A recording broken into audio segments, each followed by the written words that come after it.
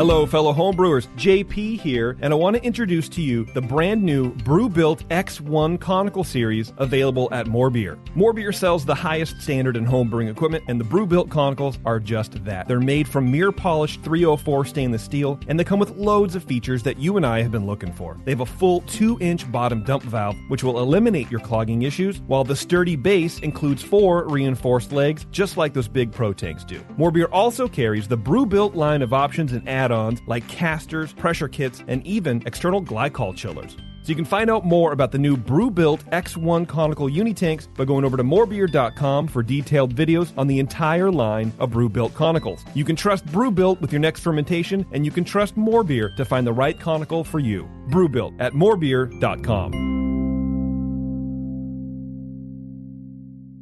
Today's Sunday session is brought to you thanks to the fine folks at More Beer. Visit them right now at morebeer.com.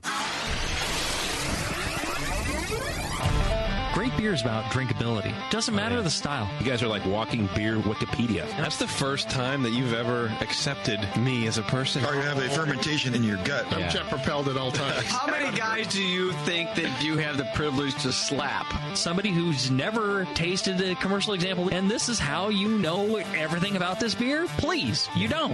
I think that's bullshit. I think it's bullshit too. Wow. Are you guys going to arm wrestle? No. You're going to teabag fight. Yeah. You heard of Junkyard Wars? Can I get another high five, Beavis?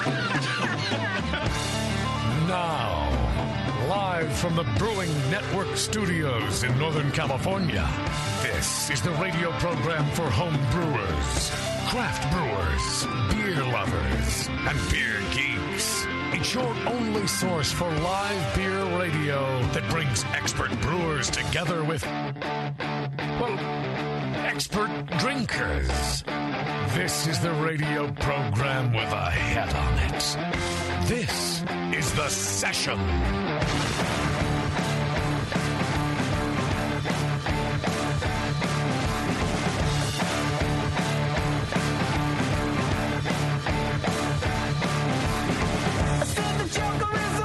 Hello, everybody. Welcome to The Session. I bet you didn't know that you were going to get a live show today, but, you know, it's us, The Session.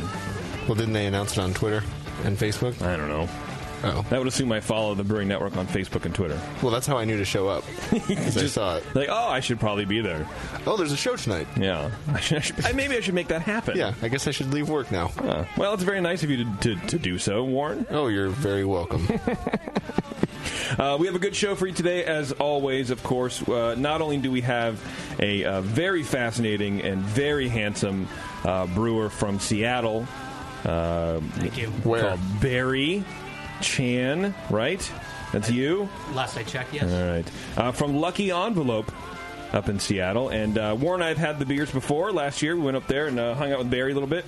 And I'm kind of disappointed that it's taken this long to get him in the studio. Not even on the show, in the studio. Right. I was wondering if there was something wrong with him, because I knew it wasn't us. Well, there might be.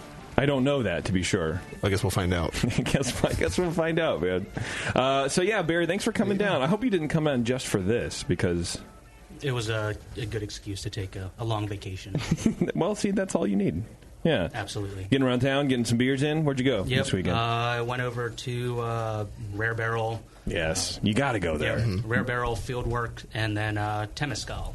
So that was my big day yesterday. Oh, that's cool. Yep. I had one of their Pilsners. I was actually at the Rare Barrel on Saturday. My nephew was in town, so I had to take him there, or else he cries about it. And I had the Temescal Pilsner. Yep. It was pretty good. Yeah, it was a really tasty one. So yeah. I was happy. I got to meet Sam, and he recommended that one to me, and it was a great beer. Nice. I like it, man. I like trying to focus on people brewing lagers. You know what I mean? And it's weird. It's like the second time I've been to Rare Barrel in 2 weeks that I haven't had a Rare Barrel beer. Because they have guest beers as well. Really? Yeah, so last weekend there was Pivo on tap. So I'm like, I'm doing that. I'm sorry. And then now is another Pilsner. This is great. Not even one Rare Barrel. No. And then guest beer. Not even one. Wow. Yeah. Good thing you're a member. Good thing I'm a member. Do you get a discount on the guest beers? I don't know. That's a good question. You should ask about that. Yeah. Hello. Can I just be a total cheese dick right now? I mean, Taryn gets their beers, so I try them. Oh, okay. And they're good. Yes. But, yeah, I don't know. So I like it. Maybe they should do a sour Pilsner. That'd be amazing. It would probably taste a lot like the other sour beers they do, but... but it would be a Pilsner. Right. You wouldn't have call it a Pilsner. Right. You wouldn't have to taste it. Like, you wouldn't have to taste the fact that it's a Pilsner. Right. But you would buy it because it was a Pilsner. I would. I would, too. Goddamn right. I fucking check that out. Well, their base recipes are probably mostly wheat, but you probably might have Pilsner in them, for that matter. Oh, sure, yeah. Probably some Pilsner malt in there. You just can't taste it after when it's done. No, there's no way. Instead of raping it. Yeah. It's just a horrible mess. I want to thank our sponsor, More Beer. You can go to morebeer.com and get absolutely everything you need to make great beer at home. I was at More Beer this weekend as well on Saturday, getting some coffee, doing a little coffee roasting, John's, and so that was a good time. Yeah, I went Sunday. Just missed you. just barely. On accident. 100%. Yeah, I'm sure it was. Yes. I'm sure it was. I called ahead. I think I was there Friday as well. God damn. When were you there, Barry? Thursday? Yeah. Are you going tomorrow? No, I just buy stuff online from them. It was. It's a cool shop, man. Yeah. I like seeing how they've changed, and it feels weird going in there because I used to work there. But then it feels even weirder going there just to buy coffee, like not beer shit at all. Like, do you need any help? No, I got my 5 pounds of beans. I'm an idiot, and I'm ready. Hey, you're still home brewing. It's just different. That's true. That's very different. They sell coffee stuff there, like actual roasters, though, right? Oh, yeah, that's where I got my roaster. Yeah. I still get my discount, so that's cool. Sure. Yeah. You're a home brewer. I mean, Right. you're a home roaster. Yeah. That's true. Home roaster club discount. That's right. Though, yes, that is the thing that they do. It's not really. Don't worry about it. But yeah, they have a good selection of beans, man. I like it. Yeah. I roasted coffee. Cool beans. I had to get decaf for. So, are you guys Twin Peaks fans? Anyone? No. I know what you're talking about. Yeah. You're familiar with the. I've heard of it. I just live in the area. So they had the new season aired last night on Showtime. Mm-hmm. And so we had like a party, right? So we had coffee because coffee's part of the thing. But it's 9 o'clock at night, and nobody's going to drink fucking cups of coffee, so I had to get decaf. But man, what a host! Nice, right? Well, and then we made brie and butter sandwiches, which, by the way, Bev, that is you would have loved it. Brie and butter sandwiches. I don't doubt it. So cheese and butter together. Dude, the only way to make it better would be to add mayonnaise. No, it'd be like bacon and bacon sandwich. On like a French, it was like on like a French, like a baguette, but like a softer baguette because they do it in the show and it's like a thing. What show is this? I didn't have my headphones on. I was fixing the camera. Twin Peaks. Oh yeah, I didn't watch that. It was fucking delicious. And cherry pie. It was a whole stupid thing. Whatever. Did they release the whole season in one night? I think what they're doing is like chunks. So they released 4 episodes, but it's on Showtime. So you need to like a subscription to their web thing or whatever to get all 4 episodes. Otherwise, I think they're just going to air them one after the other. And then I think June 4th they're doing like a second set of shows. It's weird what Netflix has done. In making people release things not just once a week. Yeah. I don't understand it. I don't understand it either. Why? They'll subscribe more. They'll subscribe because they're getting more right off the bat. It's like a bonus. Yeah, I think they're trying to do the subscribe to the Showtime Go or whatever it is. Yeah. I know that's HBO. Fundraiser. But they get fewer ad dollars, though, that way, right? But I think the subscriber numbers outpace the ad dollars. I don't know. The money coming in matches what they're not making. I guess, or it's they got sharp pencils. They do what they got to do. Yeah, it just seems bizarre that they're still making money doing that way. Yeah, I mean, you wonder how. Maybe they're just building business. Yeah. But once there's a magic number, they get so many subscribers. Pretty soon, yeah. It's real weird. I have no idea. Yeah. But I mean, Showtime doesn't have advertisers, right? That's what we're missing. Oh, I get. Yeah, that's what we're forgetting about this whole thing. You have to subscribe to even see it at all. Right, and so since so many people are cutting cable. Out, they're losing revenue, so you might as well just throw a $5 a month at Showtime or whatever. Yeah, what do they care? So I watched the show. I watched the first 2 episodes with everybody, and then I watched the second 2 today. Fuck, I hate that show. I fucking hate that show. Sounds like I'm missing a lot. It was so... I mean, I love Twin Peaks. I love the show. It was... the first one? Or the first new season. One? The first season was fucking great. Like, David Lynch at his best. Quirky, but the pacing was good, and the characters were cool, and it's interesting and funny and very creepy and bizarre as well. And the second season, the first quarter of the second season was pretty good, and then Lynch left, and Mark Frost came over. He took everything over and just kind of made it this 24 episode slow burn, fucking terrible 90s soap opera. It was bad. Does that sound like your neighborhood, Barry? Yeah, very much so. Everything's just a slow burn up there. That's right. And then this third season, dude, the first 2 episodes are the analogy I have for it is if you took everybody's, you went to a film class and went to the experimental film class and found everybody who's trying to major in experimental filmmaking and took their finals, their final film, cut that up and threw it in a blender and then repieced it together. That would be the first 2 episodes. It's the most irritating, here's a shot of the fucking dude looking at the thing, and then it cuts back to the thing he's looking at. Like the kettle boiling. And then it cuts back to the dude looking at the thing, and then it cuts back to the thing, and then it's just I can't take it. I fell asleep twice. Oh. Twice in each episode. Oh. I fell asleep. Are they 20-minute episodes? How long are they? No, they're an hour long. Whoa. Yeah. We had some good decaf. Yeah, it's a great decaf. Maybe you should have drinking the regular stuff. I think so. Well, just a little, So today I watched it. I caught up with the stuff that I missed. With some real coffee. Yeah. Right. With some real coffee. Yeah. And then I watched episode 3 or part 3. I'm like, okay, I'll watch part 3. Out. Gone. It's so boring. The pace is so off. I can't take it. But then part 4 gets a little better. Okay. So to anybody out there who's as You're disillusioned, not really selling it, right? So is it on autoplay? Why does it keep happening in your house? That's a good question. Because I hate myself. Okay. No, because I want to watch it. I want to experience it, and it's a thing I've been waiting for, and I was excited about it. But I don't know. It's one of those things, man. I don't want to say it's like a car wreck where you have to look at it or whatever, but it's I don't know.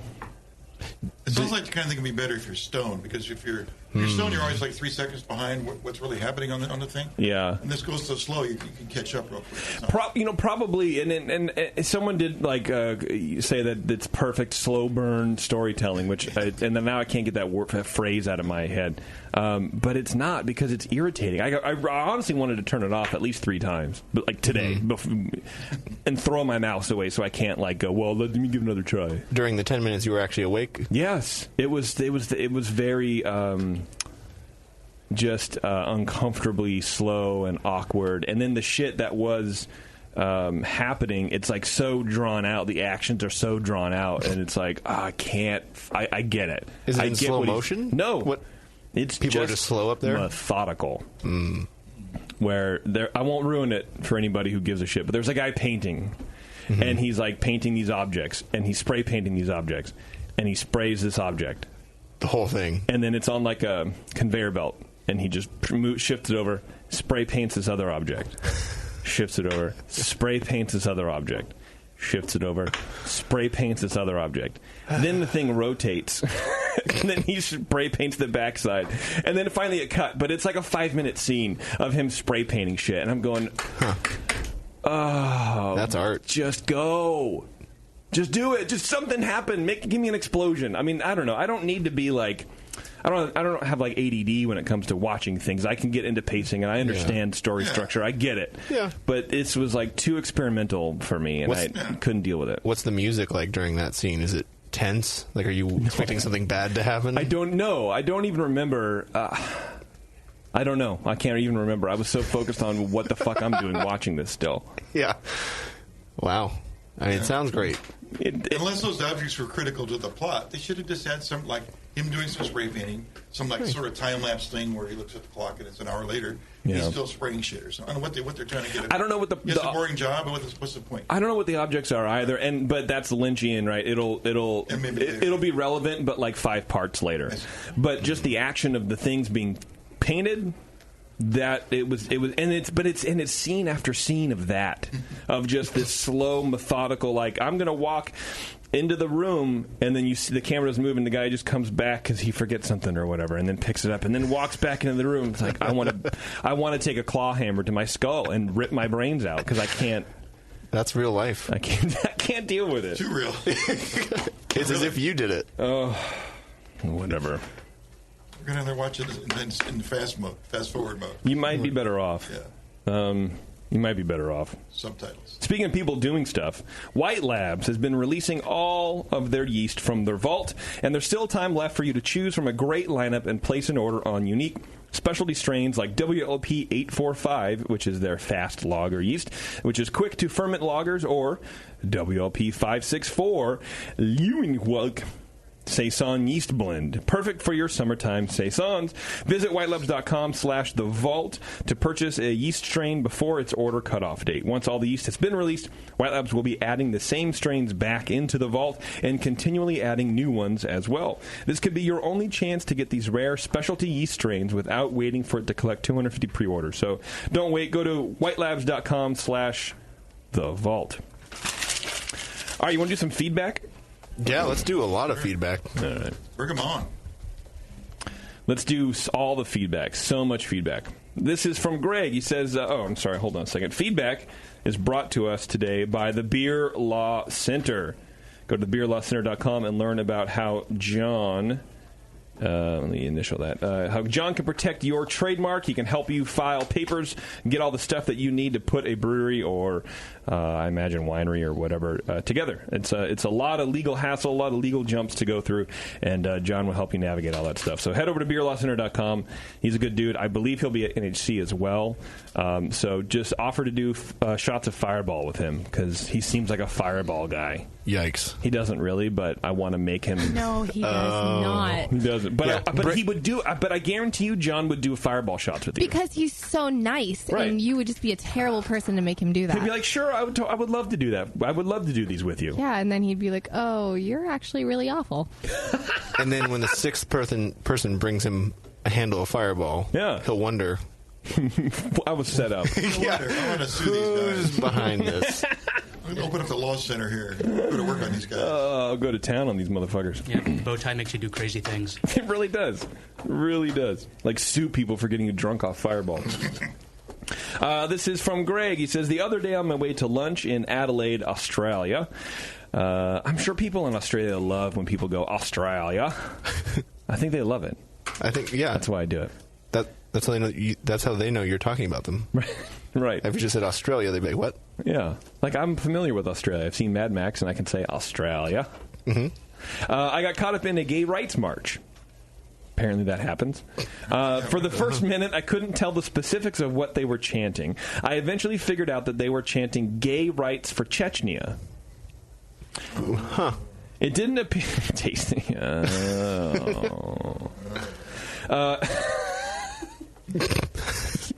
Yeah? You love the gay rights for Chechnya? No, I've heard like a lot. No, it's really a thing. Okay. It didn't appear that there were many Chechnyans in the march. What does a Chechnyan look like, Greg? Come on. From their Australian accents, it appeared to be Australians marching for Chechnya. I almost pissed myself when I figured it out, not because of the gay rights march, but the fact that I kept imagining Justin and JP yelling through bullhorns. Not very beer or feedback related, but I thought I had to pass it on. Well, Greg, congratulations on your new lifestyle of marching for the gay Chechens. Right. Sure, they appreciate it. That's feedback. We had one piece of usable, valid feedback, and that was on the fucking cusp. Don't get me wrong. Right. I mean, that was more of just a story from his life. Yeah. So Tasty reminded me we do have a phone line. It's 888-401-BEER, which is 2337, and you can call it up and you can talk to us because we don't have feedback. Ask us a beer question. Yeah. Ask Barry a beer question. Barry's a beer guy. He brews beer. Yeah, ask for a living. Yeah, ask him. We'll get into what he knows, but yeah. And as the show goes on, I'm sure you can call in and ask Barry a question. I'm sure somebody up in Seattle wants to call up and give him some shit. Yeah. I mean, ask an intelligent question. Yeah. It's obviously some sort of dig about some insider thing. And I can provide a not very intelligent response. Right. It works out well. Life questions. It doesn't even have to be about beer. We'll get Annie Johnson on the phone, and she'll set you straight. Why are you doing the things? I think it'd be good questions. Okay, well, I'll tell you what. Let's take a quick break, and then when we come back, we're going to start drinking some beer with Barry from Lucky Envelope Brewing. It's the session, everyone. Stay tuned, and, there might even be a Twitter game. We'll probably be back. Oh, I forgot Twitter game. Shit. Anyway, hang on.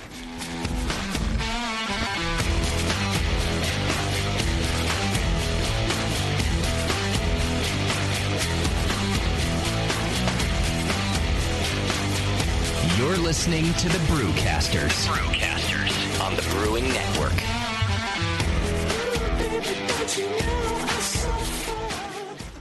Are you a member of the White Labs Customer Club? If not, you should be. It's the easiest way to earn free stuff for turning in your old homebrew labels from either Vials or Pure Pitch. All you have to do is save your labels and redeem them for things like free yeast, an exclusive White Labs t-shirt or sweatshirt, and even the opportunity to brew with the yeast man himself, Chris White. Signing up is easy. Just go to whitelabs.com/customer club, fill out the registration form, and then mail in your labels. They will return the favor by sending you awesome White Labs swag. Go sign up today at whitelabs.com/customer club. White Labs, pure yeast and fermentation since 1995. The 21st Amendment. Watch out! Do you like beer? They make beer. Watch out! Do you like friends and fun? They make friends and fun. Watch out! Do you still like to have a good time? The 21st Amendment. Watch out! The 21st Amendment in San Francisco, located at 563 2nd Street, 2 blocks from the building where baseball is seen and played. Try their beers in the pub or try them in the can, featuring Monk's Blood. Made with real monk. Watch out! So why not have the best time of your life? Go to the 21A and Sean O'Sullivan will personally greet you with a can of Monk's Blood. The 21st Amendment. Watch out! This advertisement is not in any way affiliated nor associated with the 21st Amendment Bar and Pub, nor its subsidiaries or affiliates. This telecast is not copywritten by the 21st Amendment for the private use of the Brewing Network. Any use of this telecast without Jamil Zainashev's consent is prohibited. Suck it, JP. Brewing great beer is a process of continuous learning, and the best books on every aspect of brewing can be found at Brewers Publications, with more than 50 awesome titles like Modern Homebrew Recipes by Gordon Strong, Designing Great Beers, the Ultimate Guide to Brewing Classic Beer Styles by Ray Daniels, American Sour Beers, Innovative Techniques for Mixed Fermentations by Michael Tonsmeyer, For the Love of Hops, The Practical Guide to Aroma, Bitterness, and the Culture of Hops by Stan Hieronymus, and Radical Brewing, Recipes, Tales, and World-Altering Meditations in a Glass by Randy Mosher, plus many, many more. These are the books and the authors with the knowledge to push your brewing farther than you thought possible. And you'll find them all at fine homebrew and book retailers everywhere. And visit the website at brewerspublications.com. Brewers Publications, all the best on beer and brewing. Since the first time the Brewing Network microphones turned on, More Beer was behind it. More Beer sponsors the programming on the BN because, like you, they love brewing. And like the Brewing Network, they love sharing their knowledge. Morebeer.com isn't just a website to place your next equipment or ingredient order. Morebeer.com also gives you access to free beer information that will make you a better brewer. Go to morebeer.com and click into the Learning Center. You'll find podcasts, technical facts, video tutorials, and more, including access to The Buzz, More Beer's social network of more than 5,000 members. And some of them might even be crazier about beer than you are. Get over to morebeer.com today and take advantage of The Buzz, the forum, the Learning Center, and make sure you're signed up to receive the newest More Beer catalog. More Beer, bringing you absolutely everything for beer making. Marin Brewing Company in Northern California has been making award-winning beers for more than 25 freaking years. Today, I want to tell you about their new 12-ounce cans of Mount Tam Pale Ale. The good stuff. Mount Tam is bright gold, 5.5% ABV to keep you feeling good, and has been winning awards since 1989. If you're visiting the Bay Area, get your butt out to Marin Brewing Company. They pour tasty beers and serve great food every day until midnight. Come in for a tour, stay for the food, and pick up a 6-pack of cans of Mount Tam Pale Ale to enjoy at home, camping, biking, or whatever the hell you do. Owner Brendan Moylan has this to say about Marin Brewing beers. It's freaking awesome. Marin Brewing has won more than 100 gold medals in international competitions. Check out marinbrewing.com for all their award-winning beers, food, and merch. Marin Brewing Company in Larkspur, California. Award-winning taste, refreshing finish. It's freaking awesome.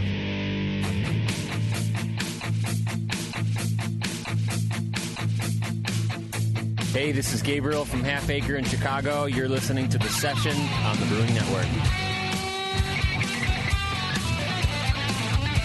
All right, thanks for hanging out, everybody. Before we get to Barry and some of these amazing beers, I mean, I don't know. Barry told me to say that, so I don't know if they are or not, but I like to flatter myself. Do me a favor, when you come back, just say that they're amazing, please. Just let me... Fine.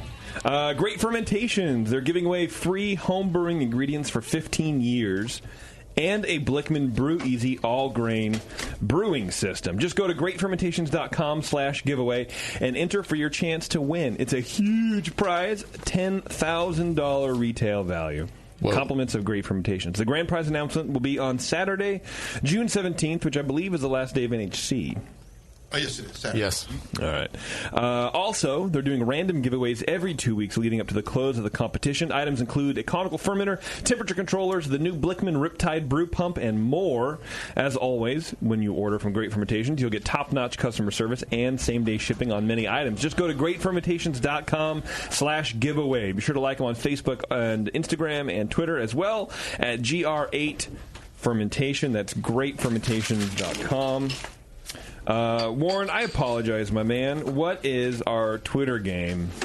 Throw them shits out to them, Johns. All right. Okay.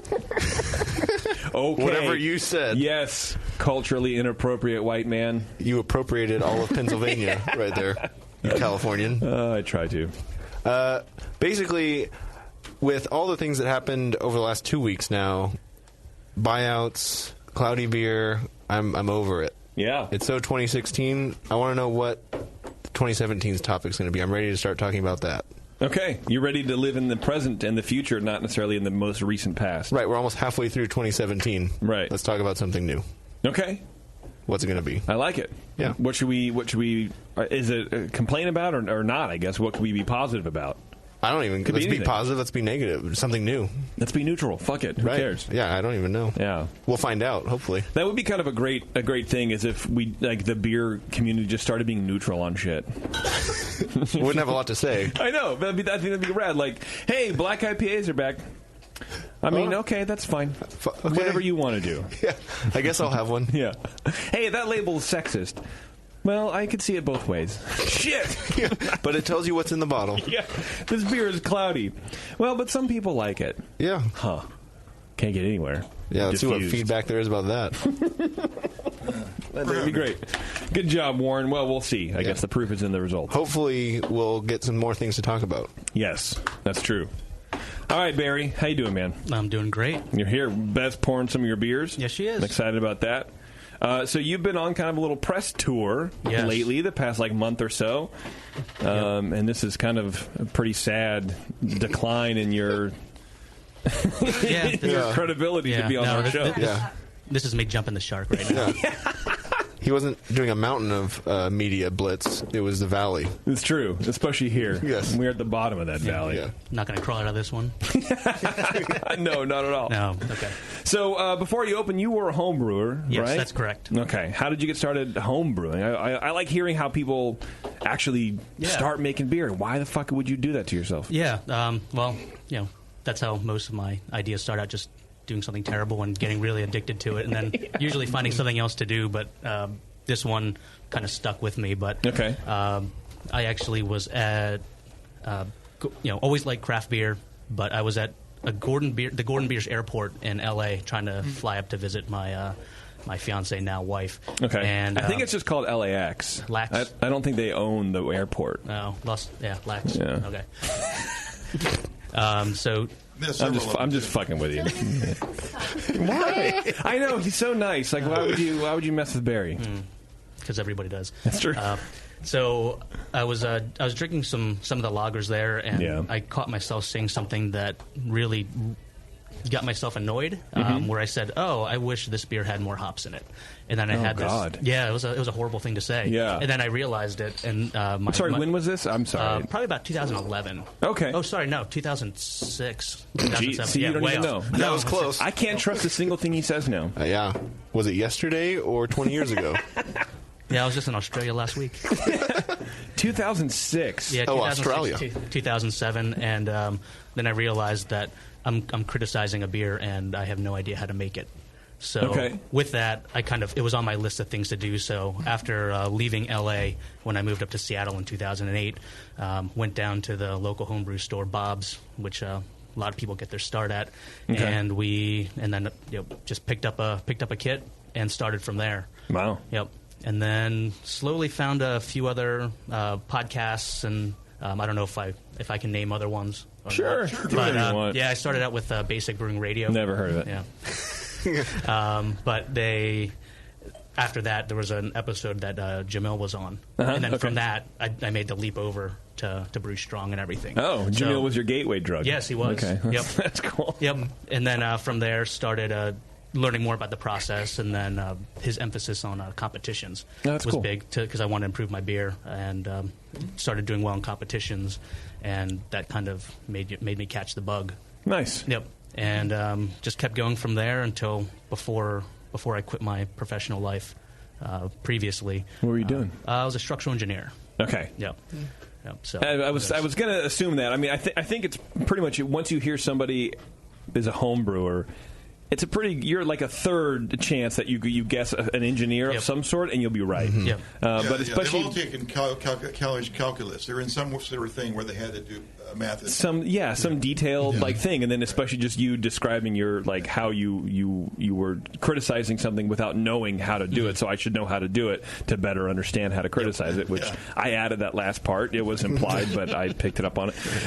Critical thinking. I would assume something like that. That's pretty funny. If I'm going to insult somebody, I want to know everything about them so I can really insult them. Well, that's why I became a beer judge. Is because I was sitting here bitching about beer judges the whole time, and finally I was like, you know what? I don't know anything about it.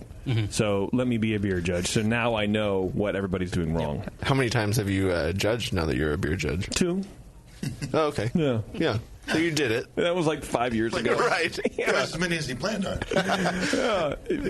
Pretty much, yeah. I was like, hey, let me flex these judgments. Oh, this sucks. This is a pain in the ass. 12 beers, and then you take a break for 5 minutes and you drink 12 more? No. Yeah. No wonder no one fills out these sheets. This is terrible. You've judged 2 more than I have. Yeah, that's true.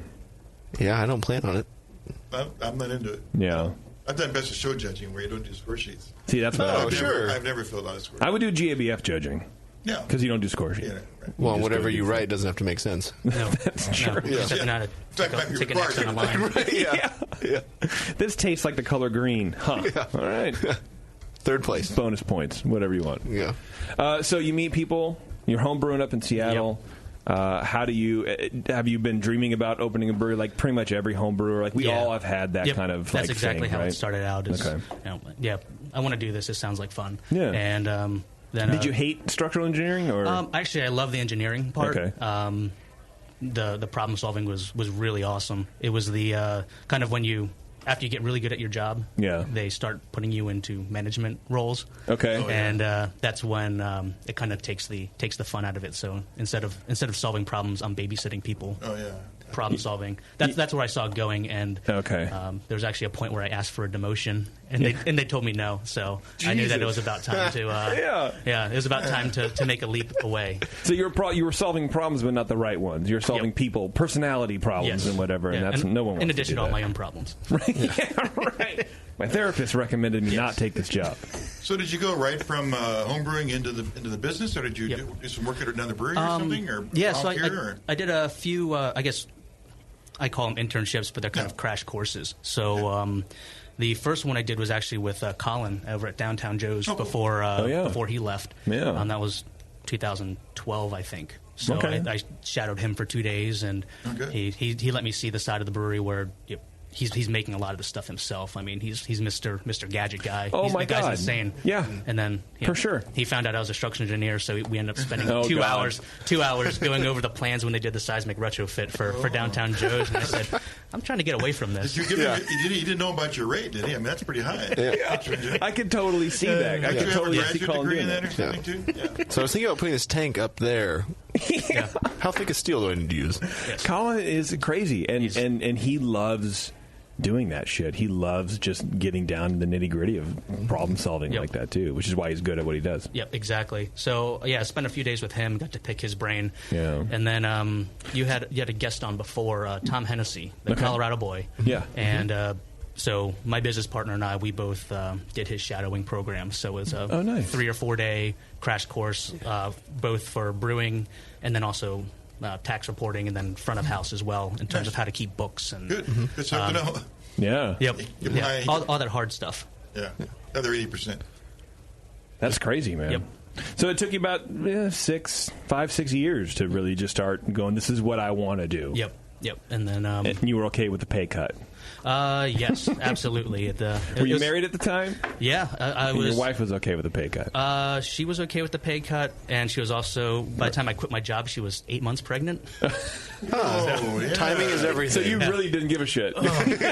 Yeah, it was... You're like, I'm going to quit my job. Also, I just got you pregnant. So You're welcome. Yeah, there you go. And we're going to start a business because starting a business is too easy to do by itself. Right. Yep. Yeah. But she was fine with it. Yeah. Supportive. So, we saved up, we squared away some money so that we obviously had health insurance. And, and all the important things. But starting the business would take so much of your time, I'm sure. Oh, it did. But just between the two, it's nonstop, but it's going well, and definitely going to work every day, still enjoying it. Still stoked about it. Absolutely. When did you open? We opened in May of 2015. Okay. Yep.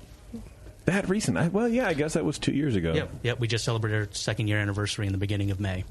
Oh, and things are going well. Yeah, people are digging it in Seattle. Yeah, it's a really good community. Mm-hmm. Really smart beer drinkers, and they definitely like to try new stuff. But when something's good, they like to stick with it as well. So they know.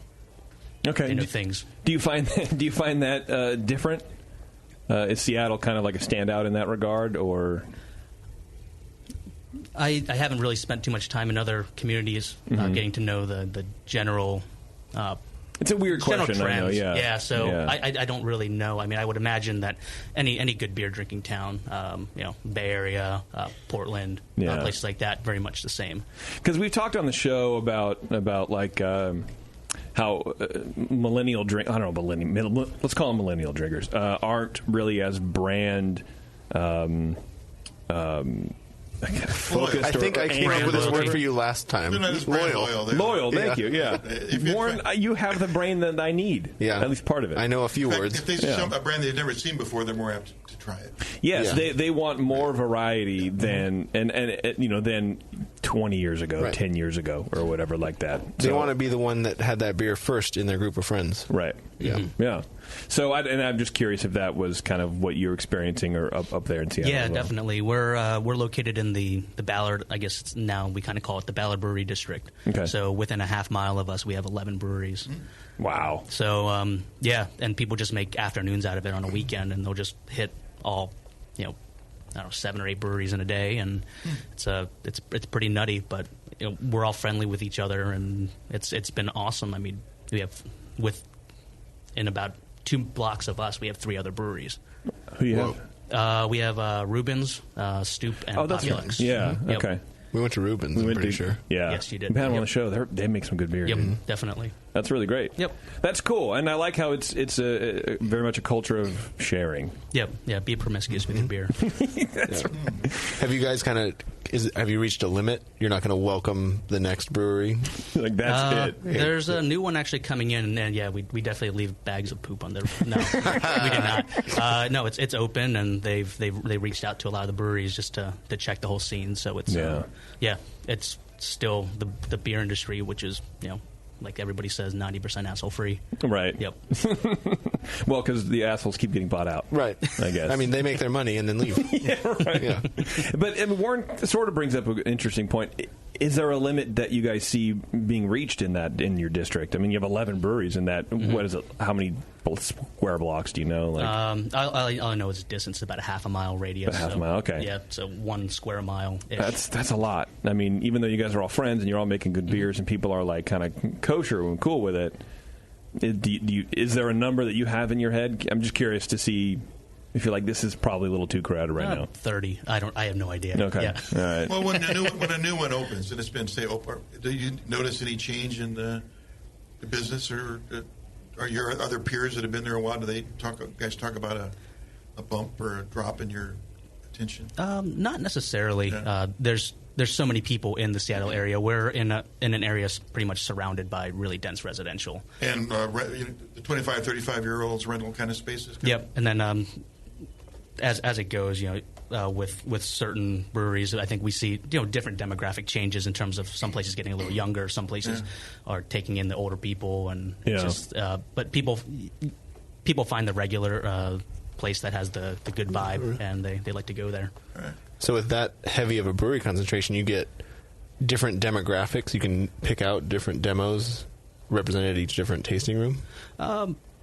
You can see it, and I think it's what we always notice is age. Is just depending on certain breweries, we'll see that some people might be a lot younger, or and also just time of week. But that's what we've been noticing a lot. Is there a trend with the beer styles that the breweries are offering, or is it maybe like an atmosphere thing, location, or does it not really matter? I guess there's some trends there, but a lot of hop focused beers everywhere. So I think it's definitely more vibe than anything. Yeah, that's what I see. A lot of it's about in a typical tap room. I'd say we're just talking about breweries in their own tap rooms. They're going to cover the 6 main categories or something like that, and a few extra ones. And so people, when they go, they'll say, "Oh yeah, you got a PL, you got fine." So they'll be happy there. It's more about the ambiance. Is there going to be a place to sit? Are the strollers welcome? How are the stools? Are dogs welcome? Are there cushions? Yeah. Yep. Yeah, are the stools that taste like or feel like hard bricks and stuff like that, like here? Is that where we're at, do you think, with craft beer, Tasty? Where I think if you've got choices, it's you're more going to make ambiance? a choice based on something, Yeah. And it's not, there's so much Obviously, good beer out there that it doesn't matter as much as it would like 5 years ago? I'm giving everybody the benefit of the doubt that everybody's beer is good. So if the beer is not so good, that just means that people that don't know good beer are probably going to still go there if it's a better format. I mean, people aren't experts. The average drinker is like, he's just an intermediate expert on beer. Okay. Sounds about right, Barry. Yes, 100%. Whatever, that's fine. And then the other 25% are idiots. They have no idea what they're doing. Yeah, those are us. That's us. Well, you could, Yeah. Yeah, I don't know. We're in some other thing. Like, this is, I don't know. This could use 4 more IBUs. Yeah, we're like stuck in the details. Yeah. I don't know. Barry made this. I think I'll go somewhere else. Speaking of Barry made this, what do we got here? Yeah. I got 3 good-looking beers. Yeah. So I think the first one that you're drinking, the one that's a little bit more clear because it works. That works really well for radio. That's our Helles Lager. So we love a good Helles here. Yeah, that's probably my favorite beer that I was brewing as a home brewer, and carried it all over. What's the ABV on this?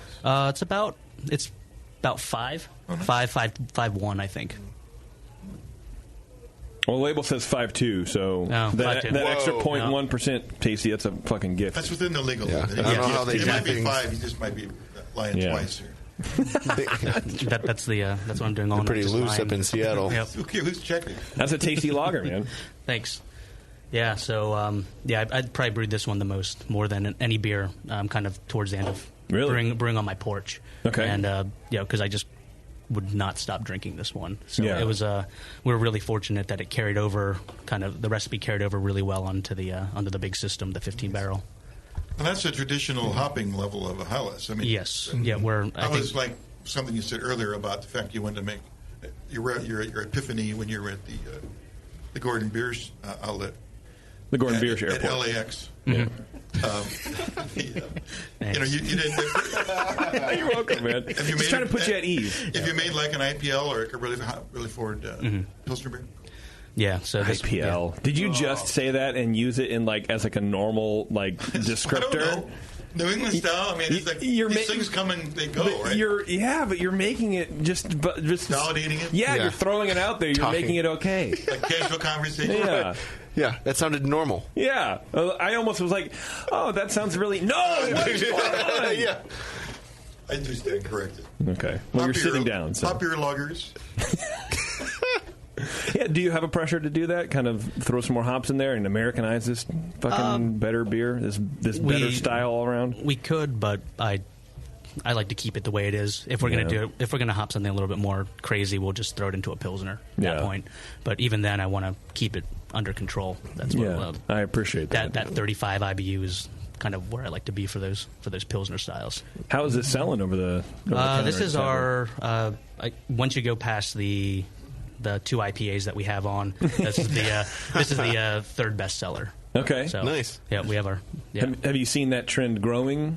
I mean, you have. You've been open 2 years, so it's not like you have a long history to look back on. But I would imagine. Yeah, people really like it. Okay. I think even in the wintertime when it's cold and rainy, people are just looking for something that's just drinkable and something a little bit more flavorful than your standard lager, as delicious as Rainier can be. It's fucking good. Yeah. It's so good.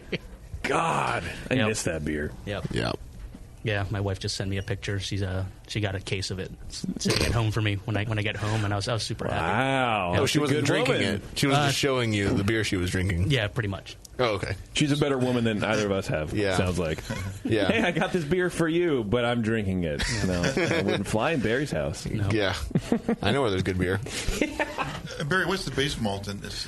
We use Weirmann Pilsner. That's the base. That's a great choice. I don't know what it is. It's probably 90% of the grist. Anything else in there? Look at this guy. Yeah. He has his recipe sheets here. Whoa. What a home brewer. It's not his first rodeo. Hey, good job, Barry. I appreciate that, man. Wow, my self-esteem just went through the roof. Nerd. Yeah. We have a low ceiling, so. Well, there we go. Yeah. It's about 93% Pilsner. Then what and then biscuit or something? there's a little bit of 3% biscuit, 3% Munich. Okay. Yep. So that's the base of it. We used to have melanoidin in it, but after it ended up getting a little bit too sweet after it aged for a bit. Oh, that I see. Yep. Over so time. we started taking that out, and it's been great. Tastes terrific. And Thanks. do you know what yeast did you use? We use Fermentis W3470. Oh, the dry? Yeah, we use dry yeast for pretty much all our beers. All your beers? Yep. Why is that?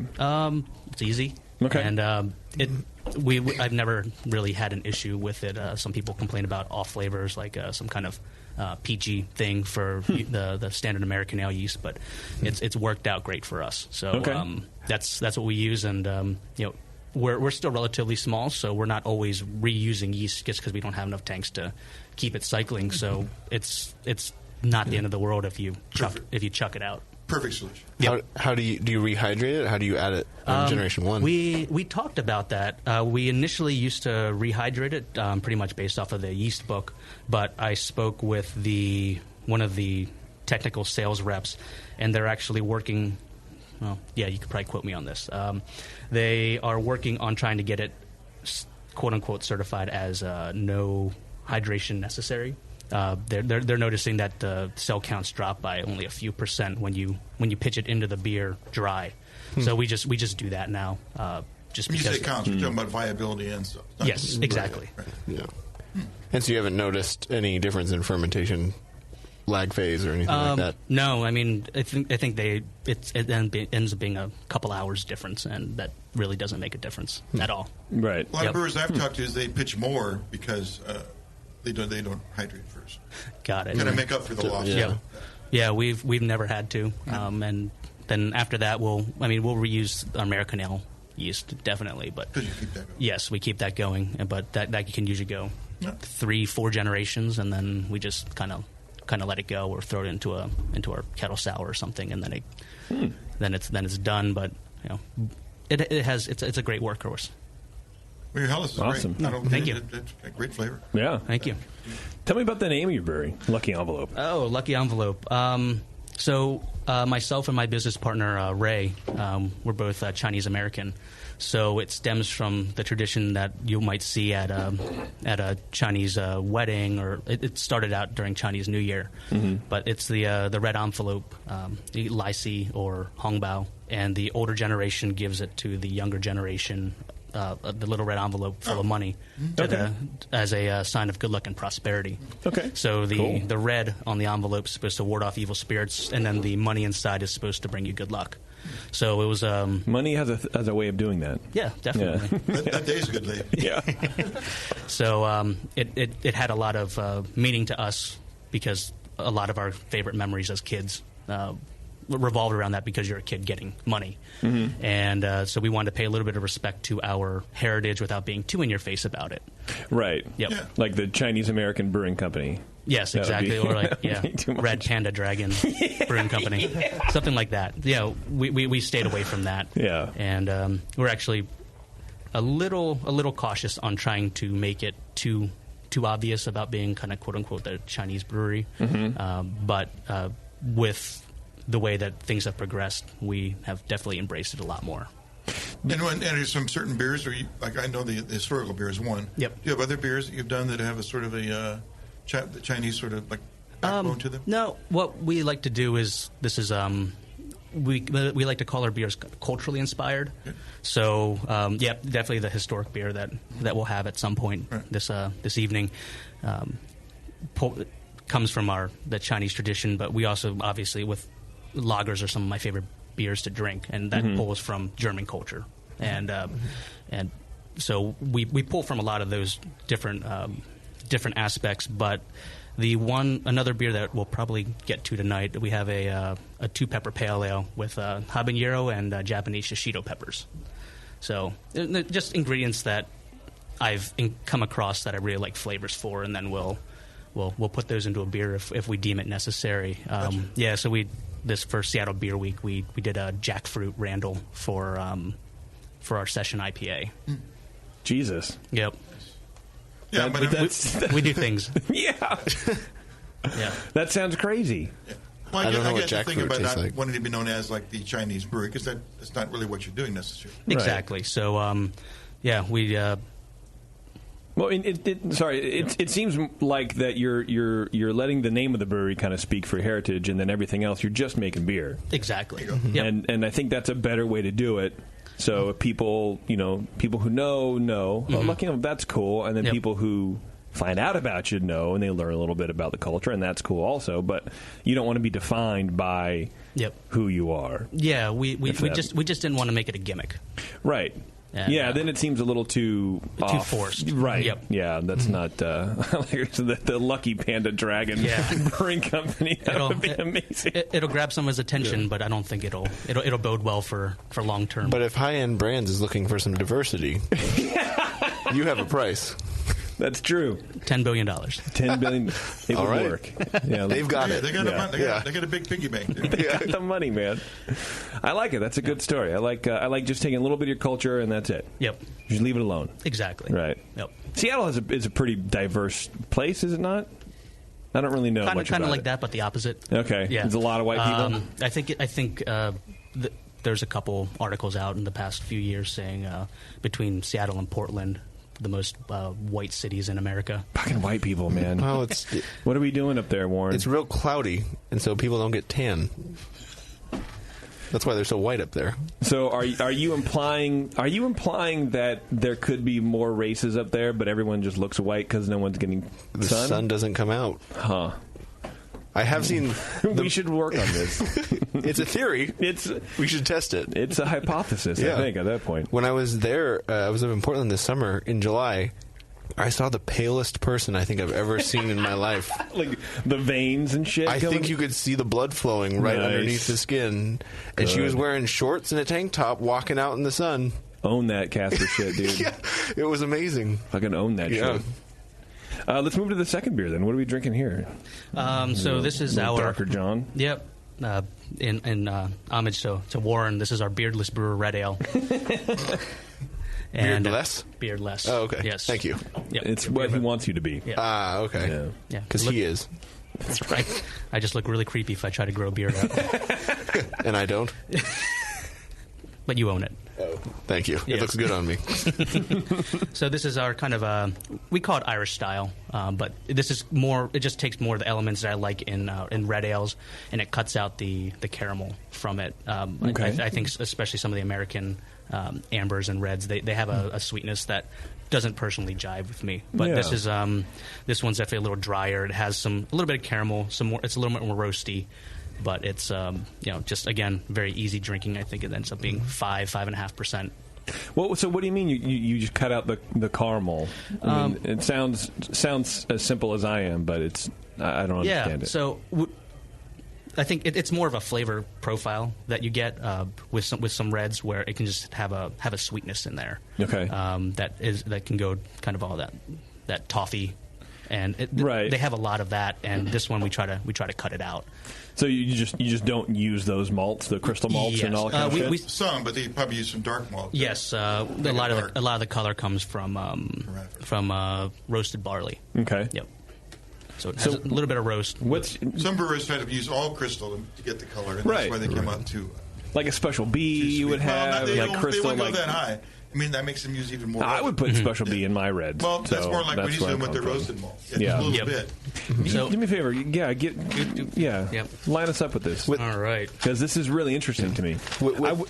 Sorry, Warren. If you given this to me and didn't tell me it was a red ale, I would never. Red-ish, right? I would never have pinned it at this style. Yep. So I like what you're doing with that. So that's like an English brown. Kind of, right? Yeah, it has a lot that roasted character in there. But yeah, it's mostly Maris Otter, some Vienna. Okay. And then we do use some corn in there as well to dry it out. And then the crystal malts that we use, just a little bit of the Crystal 45, Crystal 60, and we do use a Fawcett Crystal 120. Okay. So it has the same love bond as Special B, but it's just British malt. Nothing darker than the Crystal 120? Roasted barley. Oh, roasted barley was in yes, there. but Okay. no, yep. Duh, Warren. I didn't hear that part. Well, you have a lot of English. What yeast did you use in this one? We actually use American ale yeast in this. Yep. Oh, wow. Okay. Yeah. So the closest thing we could find that kind of fits the quote unquote style is an Irish style red. Okay. Yep. With all the breweries in the neighborhood, is the water really good, or are people having to all treat the water's water? incredible in Seattle. We are very, very lucky. Our water filter, our water treatment system consists of a carbon filter. Okay. Yeah, we have. That's pretty good. It's pretty much distilled water up there. I think we get. Oh wow. Yeah, 30 parts per million of calcium that's all we get in the water up there. Jeez. And then so it's perfect. We can do what we want with it, and you can start it out just straight out of the faucet or make a great Bohemian Pilsner. Yeah. Do you do much water adjustments? We use gypsum and salts, things like that. But but you'd have to add back to most of your beers? Absolutely. Okay. The only time we have to we could potentially add some baking soda into beer. I think the red does it a little bit, but then when we do our porters and stouts, the pH will drop like a rock. So we have to buffer it with a little bit of baking soda. Mm-hmm. Huh. Yeah. That's cool. Yeah. Keep the pH up. Yep. I like this beer, man. Thank you. I really do. I'm trying to get away from. Here's my problem. I think there's so many pale beers out now. There's so many, and especially the session IPA shit. And it tastes all it's the same. Like you're basically painting with the same 5 fucking color palette, right? Yep. It's the same beer, just reorganized underneath a different brewery. So I appreciate this. I appreciate this beer, like a dark beer you can drink a lot of. Yep. I think between this one and our Helles, these are the ones that we're always drinking the most of. I can see that. Josh and I, after the end of the shift, it's Helles or red, just because we want something that's not hoppy in your face, things like that. What's the ABV on this guy? 5, I think. God bless you. Yeah. Perfect. That's perfect. Yeah, got a lot of character, a lot of malt character. It's not over hopped, so it's not hiding this malt character. And I like the roast that's coming through. Yeah. It's not a lot, but it's just enough. Malt. Yeah, it's got interesting malts. It's complex. It's great. Yeah, I like it, man. Thanks. Yeah. What's this next beer we have? This one is our the one that caused all the random press that all of a sudden happened. This is from the ChineseAmericanFamily.com. Yeah, that one. Yeah, that's a good article. The TV appearance and all that random stuff. Yeah, dude. But, so this is the Mijiaya. That's what we call it, but that's not the actual correct pronunciation. It's easier to say. It's a beer based off of a 5,000-year-old archaeological dig site where they were excavating and they found pots holding the grains, right. and then they were able to do some research and had some analysis procedures to determine that what kind of grains were found in there. So we made a beer using those ingredients that they were able to identify at the dig site. What were they? So it's if you don't mind me asking. Yes, that's easy. Okay. It was regular barley, so that was the huge historical significance of actually finding barley in China 5,000 years ago. Why is that? They didn't. This is the oldest documented reference of Pilsner being there. They for a long time they thought it didn't arrive to 1,000 years later. Oh, okay. But the cool part about it was there's a lot of common knowledge that the first beers were kind of developed in that Mesopotamia, Sumeria region, and and from my research, the earliest those sites dated to was 3,500 BC, and then with this one dating 5,000 years ago, that's right in that time frame. So wow. Well, were there like grinding wheels? Like obviously they had used this for bread. Yes. The base malt or the grains. Was there signs of like equipment to do that? I don't know if they actually found equipment, but they found the grains were damaged, so they knew that they were being processed in a way. Yes. Yep. So it was a barley. That's how I choose my women, by the way. The more damaged, the more I can do more with them. The more you put them in pots and store them for 5,000 years? Metaphorically speaking, yeah. Oh, okay. Yeah, sorry, Barry. I think other forms of abuse is what he wants. Oh, okay. Yeah. And then there's a good percentage of millet, and then Job's tears, which is a seed that comes from a grass. So this is they call it Job's tears barley, and I didn't know what it was until I actually saw what it came in a package at the grocery store. But you can buy it at the grocery store. The Chinese grocery store. It seems like the most Seattle thing possible. Where else would you go? Ancient grains been there for 5,000 years. Oh yeah, we got tons of that shit. Our number one seller. Yeah. Was it bitter or just a flavor? What was the flavor of this? It's salty. It's very similar to just raw barley. Raw barley. Yeah. So I remember eating it as a kid. My parents would make soups with it. So it's like barley, raw barley, or like even hominy for like in Mexican food. Okay. It had very much that same kind of. It was just kind of bland. Right. But it was there. Okay. Starchy and weird. Yep. And I think I saw on the internet that you got the actual paper that was done by this archaeologist, right? Yep. Did they find like other vessels and elsewhere in that area where they seem to be using the same sort of ingredients? Like, was there like a standard way of doing it? Or I think they found a Yinling can. It's like, hey, everybody bring your grains in. We're going to make some of this hooch. Like a village thing, like everyone pitch in. I don't know how large the actual excavation site was, but I think they said that these were concentrated in a specific area. Into the brewer's area. Exactly. Yeah, storage. Yep. Storage area. Yeah. Yep. And then so we also. So Job's tears. I'm sorry. I'm going to focus on Job's tears. Did they find a bag? Like maybe they were doing brew in a bag or anything like that? Yeah, plastic bag. Plastic bag. Yeah, a little mesh bag. Maybe they were doing 2-week lagers. Right. Tasty, you never know. Right. Did they have a brew log that showed what their steps were for their mash? So with the Job's tears, did you have to roast it, kiln it, and all that kind of stuff? It sounded like it was raw. It was raw. Okay. We just treated it like raw barley. So I didn't know you could brew with raw barley. So we just ground it up in the mill, and the mill was not very happy with that. No? Did it gum up? Huh. No, it kind of cried a lot. Job's tears? Job's tears. Right? You're killing me. So you can use. I thought you had to germinate them and roast them and kill them. No, you can do this first. Yeah, as long as you have enzymes. You just need exactly enzyme. Okay. Enzymes. Just like you can use it's a flaked barley. I mean, it's just heat treated, but this is obviously not. But we threw that in just to keep it historically accurate. Fascinating. Could they tell if the actual barley was malted to some degree in the pot, or I don't think so. I don't think there was any. I don't think they were able to tell. Like it wasn't germinated. No way, Well, that's why I didn't know if there was some way they could tell if it was germinated or not. Yeah, they had pots there with introducing oxygen into it to start to let the seeds germinate. Right? Mm-hmm. Yeah. No, I have no idea. Their scientists aren't very good, I guess. Okay. Well, yeah. Maybe I should become an archaeologist then. You should.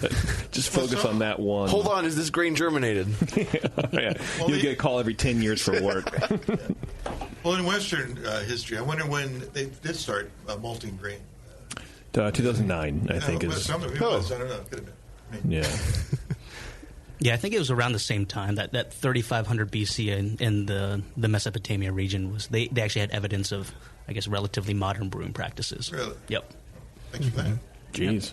That's pretty good. Mm-hmm. Okay, so sorry. So Job's tears. Yes. What else do you have in this thing? There was also some squash called snake gourd root. And they could pinpoint the making type a of fucking pumpkin beer. Yeah, huh?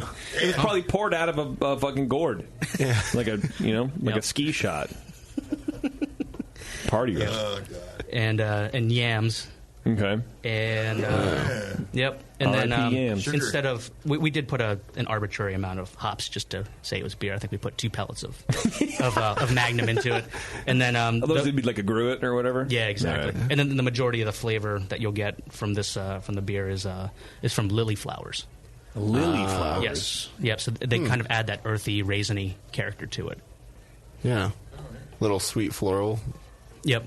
Character. Yeah. It's like a tart thing too. Is that from the flowers, or is that? We actually put some acidulated malt into it. Okay. We didn't. I think we talked about this before the show, but we ended up doing 3 or 4 pilot batches of this beer, and the first one was fine. We just used a standard American ale yeast to ferment it, and then we tried to sour it up with lacto, and you try to use some rice wine yeast. And it just went downhill real fast. Okay. So we reverted back on batch 3, 4, and then from that we just we kept it with American ale yeast. So it was we just kept it clean, but you could get the flavors of the different grains. Yeah. Okay. So you're doing homebrew sized batches on this? Yep. Stuff? On Okay. my I guess we call it our pilot system now, which is my old 15-gallon homebrew system. You still doing a lot of brewing? A lot of home brewing? Oh, we do that. It's at the brewery now. Okay, so it's all for yes. Okay. Yep. So Josh runs a lot of that when we have quote unquote free time. But I saw on your menu that you had like a short run, like some beers actually on tap at the tap room off the homebrew system. Yes, we run through small batches in the tasting room just because we like to play around and get your creative urges out there. Because how many Fosters do you have in your tap room? We have 12. Yeah, so you could probably fill them out when you have these one-offs. Like Exactly. That, yep. Kind of like a fringe beer. Nice. How much acidulated malt's in this beer? 3-4%? It was. I think it was about 4 or 5%. Yeah, it's a little bit so higher. it adds a little bit in there. But Yeah, the pH dropped a little bit more. But I think your 3.9. Your instincts were good on that and trying to like match the kind of like tart acidity to those flowers and the add-ons. And I think it also makes it a little more. I don't want to say palatable, but it makes it a little more. It puts it in more people's wheelhouse. Mm-hmm. Almost like Goza kind of Berliner Weiss thing going on. Yeah. Yep. Instead of coriander, we just put lily flowers into it. Right. And every beer 5,000 years ago had a little bit of lacto going on. Yeah. There was no place. Yeah, everything was spontaneously fermented. Right. So when you brewed the very first one, I imagine you tried to keep to the recipe as much as possible and like whatever. How did that turn out? We kept the base recipe pretty much the same. Oh, okay. For the first couple batches, and then we started realizing that lautering when you have 60% adjunct was horrible. Yeah. Okay. So we ended up upping the 2-row a little bit and dialed a couple of other ingredients back a little bit, but just to make it. So you can actually create the thing, yes. right? Okay. Yeah, exactly. Okay, so, that makes sense. Yep. Instead of using rice hulls? We still used a ton of rice hulls, and it didn't. It was still wow. Yeah, it ended up just being this giant. Almost, it looked like the polenta that you find at Trader Joe's. Like at the bottom, it was just this dense cake of grains in there, and every time that Josh would brew it, he'd just look at me and just shake his head. It's a tasty beer, man. Thanks.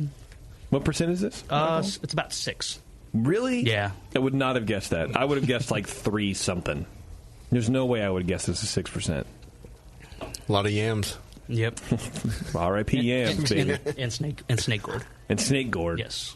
And these are things that you can find. Yeah, I just went to the Asian grocery store and I looked around and I was able to find them. I'll be honest. I think that's cool and kind of weird at the same time that you want to make a beer that they made 5,000 years ago, and you just meandered on down to the fucking store and it was all there. Those Asian stores, they don't change very often. I think it's funny.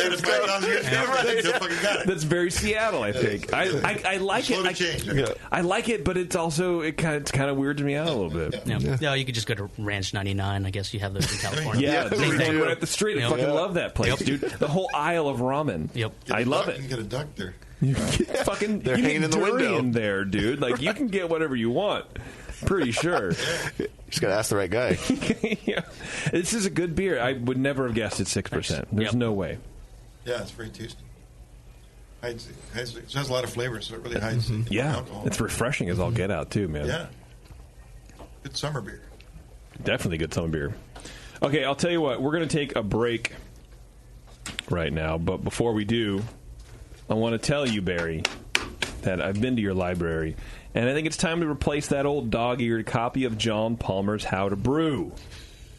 Our friends at Brewers Publications have just published the 4th edition of How to Brew, and it's essentially a totally new book. The 4th edition clocks in at 600 pages, and every chapter has been updated and expanded, and there are 5 totally new chapters. Totally new.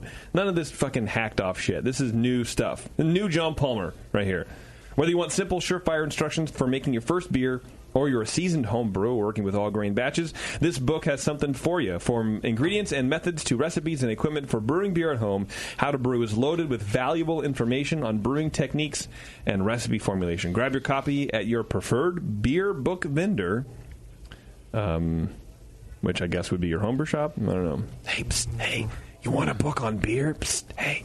Or buy it from the Brewers Association store if you want to get the book and support craft breweries at the same time. More information is at brewerspublications.com. Support the Palmer, because he's a good dude. And a little short, but it's fine. He's still good. He's good. Anyway, it's the Brewing Network. It's The Session. We will be right back.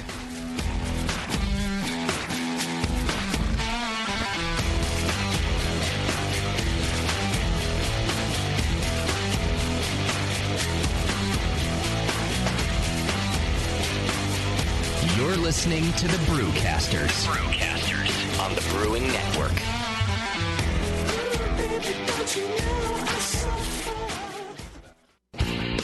Your support of the Brewing Network means everything to us. We couldn't produce shows without you. And we love giving you something extra for that support. Like Brew Your Own magazine. You already know it's a great brewing magazine full of recipes, equipment how-tos, discussions of beer styles, and brewing techniques. Whether you're new to brewing and just starting out or you're an old pro, you'll always learn something from the articles in Brew Your Own. Plus, there are amazing special issues like plans for building a Brutus 10 system, 250 classic clone recipes, and the Homebrewer's Answer Book. Brew Your Own magazine and BYO.com are awesome resources for any brewer, whether for yourself or as a gift. When you subscribe or resubscribe from the Brewing Network homepage, you directly support programs like this. Get a great magazine and support the Brewing Network. Subscribe to Brew Your Own right from thebrewingnetwork.com. Do you know the 3 most important rules in brewing? Sanitation, sanitation, and sanitation. And no one does it better than 5-Star Chemicals. 5-Star knows sanitation. You can only sanitize clean equipment. And 5-Star knows how to clean, too. For craft brewers and home brewers, 5-Star has what you need to keep your fermenters, serving tanks, kegs, and draft lines sparkling and free of any beer-spoiling bacteria. PBW, caustic, acid cleaners, Star San, SaniClean, lubricants and defoamers, pH stabilizers, and more. 5-Star Chemicals has cleaning supplies, safety supplies, heat exchangers, pumps, hoses, and valves. And 5-Star is proud to offer eco-friendly products that exceed customer expectations. If you have a cleaning problem, you need the 5-Star solution. Visit 5starchemicals.com or call 800-782-7019. 800-782-7019 and get the 5-Star treatment today. Are you looking for a simple brewing system that's great for all grain brewing, but everything on the market seems to be full of compromises? Blickman Engineering has the answer. The Blickman Brew Easy All Grain Brewing System. The Brew Easy is a complete system with easy upgrades and a beautiful compact design, perfect for any size brewing location. At its core, the Brew Easy is built on 2 gorgeous Blickman Boilermaker brew kettles, a high-temperature March pump, and either a top-tier gas burner or the new Boil Coil electric heater. The Brew Easy adapter lid allows the pots to stack stack on top of each other, forming an efficient, strong, and compact brewing setup that comes in 5, 10, and 20-gallon batch sizes. Upgrade your Brew Easy system with full automated control by adding a Blickman Tower of Power temp controller, and make moving around easy with the Blickman Kettle Cart. The Brew Easy is modular. If you already own a Boilermaker kettle, you can build your Brew Easy by purchasing just the modules you need. The new Brew Easy all-grain brewing system. See it today at BlickmanEngineering.com and brew with Blickman quality on your new Brew Easy. If you work in retail sales, the restaurant industry, or are a new craft beer enthusiast, or you know someone who is, you have got to check out Beer 101. Beer 101 is an online course created for anyone wanting a quick introduction to the vast world of craft beer. Beer 101 covers the history of beer, brewing ingredients and processes, vital stats like ABV, SRM, IBU, and gravity, styles, tasting, glassware, and pairing beer with food. The Beer 101 course is offered by the Brewers Association at craftbeer.com. Also home to the truly awesome Beer Style Finder, a visual guide to every beer style. Quickly play with color, bitterness, and alcohol content to interactively explore the entire world of beer styles with a gorgeously designed interface to your favorite beverage. The new Beer 101 course and new Beer Style Finder are only available at craftbeer.com. Craftbeer.com, celebrating the best of American beer.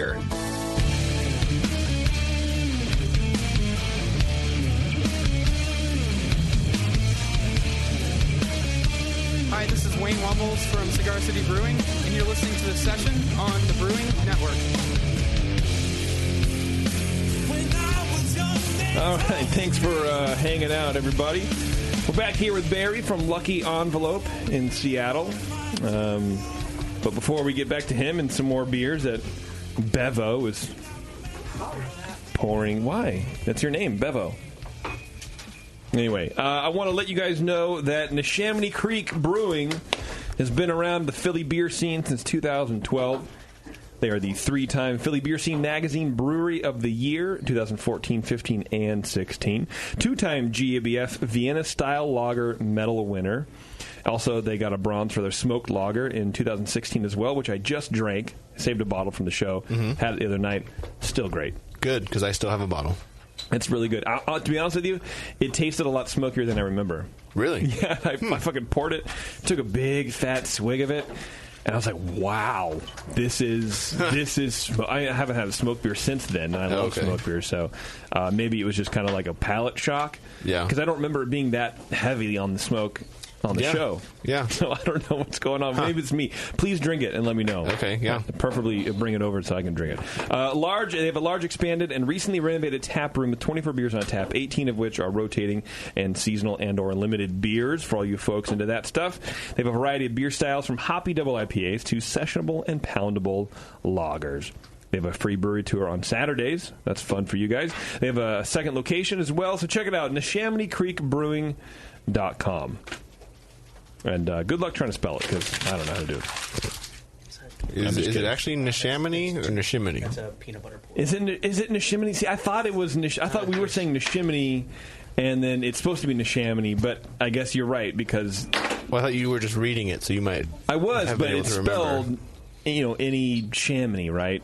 Aminy? S-H-A. Okay, it's yeah, not so- S-H-I. right. So I think you're right. I think it's Neshiminy. No. I don't remember now. Somebody wrote in and said we were saying it wrong. Yeah.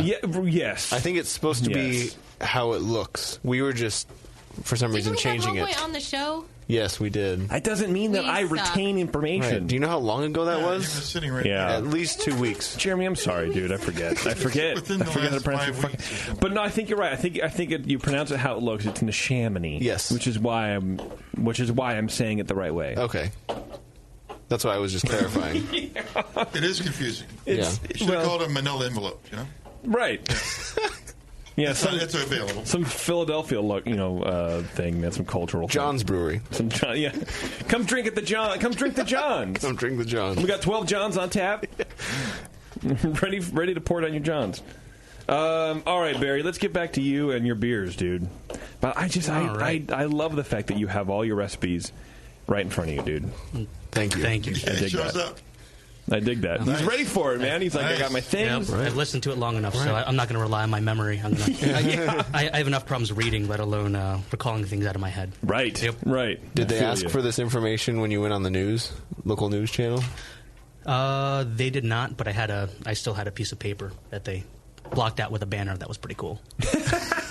Special effects. Yep. Yeah, you gotta love that, man. You gotta love the overlays. The details. What's your brew house size? What do you brew on? We have a 15-barrel brew house. Oh, nice. Yep. And what's fermenter? What's your configuration? We have 3 15-barrel fermenters and 1 60-barrel fermenter. What? And then, that's it was originally designed for Hellas, our lagering tank, but the way things go, it turned into IPA machine. The best plan. Yeah, exactly. So we have good intentions. And so then that's your money press. Yeah, exactly. Well, something like that. Right. Well, yeah. Yep. Air quote. Bills. Heard about the bills? It fills the envelopes. Yes. Yes. That's right. The employees get lucky envelopes. I get it. Yeah. That's a good one, Warren. He's been writing that one for a week and a half. Did you start out saying you wouldn't? No, you weren't. That one of those. That we wouldn't make a name. Oh no, we knew.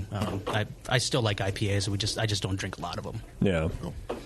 Yep. So and then we have 3 15-barrel brights that we pretty much use for lager conditioning. Okay. What is the Seattle beer scene like? I know we've touched on it a little bit, but is it as IPA heavy? Excuse me, as it is down here. It's pretty nutty. Yeah. But I think there's almost in that kind of that Rainier category, just because it's such a popular beer. I think there's a good appreciation for lagers as well. Okay. Yep. Do you have that cloudy nonsense happening up there too? Yes, we do. Okay. You can't get enough clouds overhead. You got to have it in the glass. Exactly. Okay. What do you think of that? Just because it's a hot... I know that so many people are just tired of hearing about it. I don't really give a shit because it's interesting. It's Twitter games about it. Yeah. Let's stop talking about it. Yeah. They're fine as long as they're still balanced. But I think we ended up... We did one for our anniversary, kind of a New England influenced Bev IPA. almost took a digger into the wall, by the way. So good work on you. Saved it. But for me, I generally prefer clear beers. But you said you're working on one. We did one. You did one. So we did one kind of with a similar malt bill, a lot of calcium chloride in the for our salt. This interview's over now, Warren. It's just you. Right. But instead of doing it with whatever London Ale 3, we just used our standard American ale yeast. Okay. So it was 20% oats, 5% raw wheat, and still dropped crystal clear, which I thought was great. I was super happy with it. See, that so I'm it had okay with. a lot of character in there. Yeah. But that actually sounds really good. Was it juicy, though? Yes, it was. No, Very much doubt the it. calcium chloride would round off the hop Yep. edge and let that juiciness come through. Sure. Definitely. So I like that one a lot. Yeah. And but I'm okay with hazy. It's just when you get some of those the cans that you're literally pouring some slurry out at the end. I'm not a fan of that. That's a fail. That's a yes. But hazy, I totally understand that whole biotransformation and all that crazy stuff, and I'm totally okay with that in a beer as long as it's not chunks of stuff floating in my beer. Because I think beer is that's a homogeneous product. Yes, I think it's. You don't shake your milk in the morning. You don't shake your beer when you go to drink it. Yes. You might have Unless done that a long time ago. Hefeweizen. Well, exceptional styles. Right. Considered, of course. Huh. Well, that's interesting. I'm just curious. I'm not going to wax on it because I've done it before, but it's interesting. I don't know. Yeah. I like hearing about it. How did it sell compared to your regular IPAs? Still, our flagship IPA outsells it. Okay. Yep. But it's been received well, and the complaint that we get is it doesn't look juicy, like it doesn't look like orange juice. Oh my God! But that's what drives me up the wall. Give them a frosted mug. Yep, exactly. See, that's what drives me up the wall. Like, and it kind of reinforces my bias, I guess, about it. That people are just looking for cloudy. They don't care if or murky. They don't care if how it tastes. They're looking for how it looks. So if something tastes the same, but it's clear, that's okay. Mm-hmm. Oh, it's okay. I have had people return a beer with an inch of head on it and tell me the beer's flat. Huh. And it's like, well, it looks carbonated, and it tastes carbonated. So what are you talking about? What are you talking about?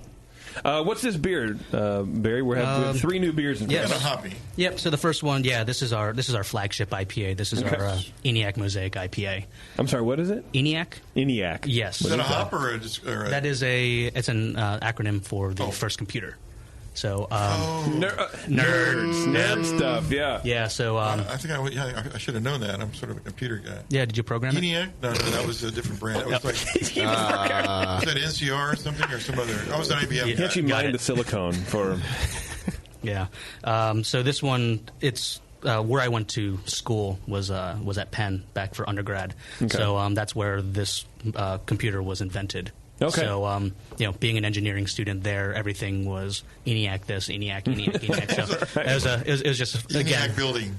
Yeah, pretty much. They actually had a little museum where they put 1/100th of the actual computer in there, so it still took up a giant room. But cool. Yeah. That's awesome. Yep. Man. So again, ENIAC. Yep. Okay. Just pulling from those reference, just from where I grew up. Yeah, and I don't know if this is giving you too much credit, but was that focused on all the tech nerds up in Seattle? Like, hey, these computer people really get this. They didn't get it. Did they? Or you just wanted to do it and it didn't matter? It didn't matter, okay. But it's always fun when somebody says, so this is named after the computer. And free beer for you. You know, they either work for Amazon or Microsoft or something like that. Yep. Or Boeing or something. Yeah. Yep. Because this is a giant tech industry up there, right? Absolutely, yeah. Okay. Yep. All right. I thought that would have been the most laser-focused marketing ever. You know what I mean? Let's get because nerds are nostalgic. I think by nature, right? So Could you call a beer like 00011101110? The names aren't binary. Yeah. You get a 10% discount if you do it. Okay, so tell us about this beer a little bit. What's in it? So this is our flagship IPA. Very fruity. Yep. The tropical dank. It's like a I don't know, like a. I don't know.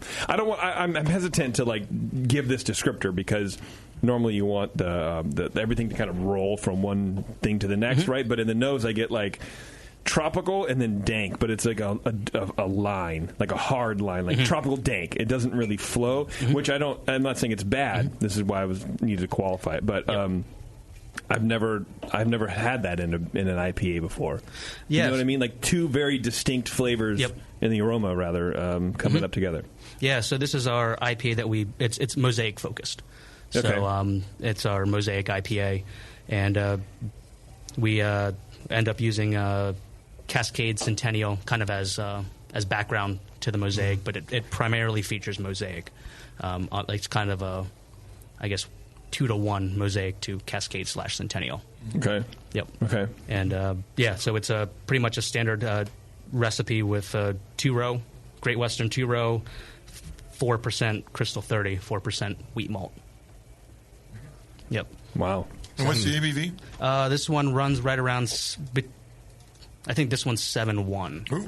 Yep. Jeez, that's a big guy. It is. I was going to go the other end. Wow. And no dextrose, all grains? Yes, we do not put dextrose in it. Yep. So this is the flagship one that we do a couple spin-offs of this. We do a grapefruit version of this. Okay. Between that one, the grapefruit and the ENIAC, those are usually the number 1 and number 2 best-selling beers in the tasting room. Got to keep doing it, man. Yep. And then are you 100% draft or any packaging at all? We just started doing very limited packaging. So you have a remote bottler or somebody comes in? No, we built our own bottling line. Okay. Of course you did. Yep, of course. That's easy. You're an engineer, of course. Yes. Structural. Yep. We ended up buying 4 counter pressure fillers from More Beer, and then slapped them onto a piece. Yep. And then slapped them onto a piece of wood and some hinges, and then we turned that into our small run bottling system. So ideally, the way that it's going to turn out, I'd like to turn that into the sour / Brett bottling system as we grow. But for the vast majority of our sales are draft only right now. Sure. Okay. And then you saw the bottles you do make are just sold at your place? Yes, we do some small accounts as well. The specialty bottle shops. You have a UPC on your bottles. Yes. Yep. We had to do some of that. You're the real deal. Okay. Well, we're something. And what is this beer called on the shelf? It's called the ENIAC Mosaic IPA. You told me that. Yes. ENIAC. Yep. What do you think of it, Tasty? It's good. I like it. It's nice and dry. Yep. Very dry. Yeah, this one would kind of caught us by surprise in terms of how well it was received. But yeah, last year at the Washington Beer Awards, it ended up taking the gold medal for American style IPAs. Wow, so nice. We were congrats on that, dude. Thank you. That's pretty good. Because it's dry. If you're judging IPAs, if they're like all sweet, you don't want it. Yep, and it's really dry. This one was pretty interesting because we actually found ourselves dialing back the amount of hops that we put in because it was just getting too mishmashed, and so we actually cut back a little bit here and there, and it starts like certain flavors, like you said, the dank and the tropical start expressing themselves a little bit more. Sure. Otherwise, it just tastes very, just I guess hoppy for lack of a better word. Yeah, which isn't Too always hoppy, a good thing. Yep, exactly. You're actually trying to get flavors. Yes. Not IBUs. Yep, Okay. exactly. Yeah, Right. this one we only throw in. So that's how you do it. Yeah. With most of our hoppy beers, like this one in particular, there's only 17 IBUs we get from 60-minute additions. Everything else is Whirlpool and dry hop. Whoa. Yep. Is that by recipe, or are you lab tested? We do lab testing, so we send our samples out to a place in Oregon, and he has a little whatever you call those, a little spread that he runs a certain amount of Mass tests. spec, yeah. Yep. Yeah. So this one clocks in, I think, at 68 IBU. Oh, excellent. Yep. Oh, it's good to know. Yep. Yeah. We can calibrate to this because we know it's a lab. Lab tested, man. This tastes like 68 IBUs. How did you know? Barry told me. That's really good. So it's interesting that when you decided to back off the IBUs. Some people would say, "Well, let me just build the base a little bit more, like maybe get a higher finishing gravity to offset that."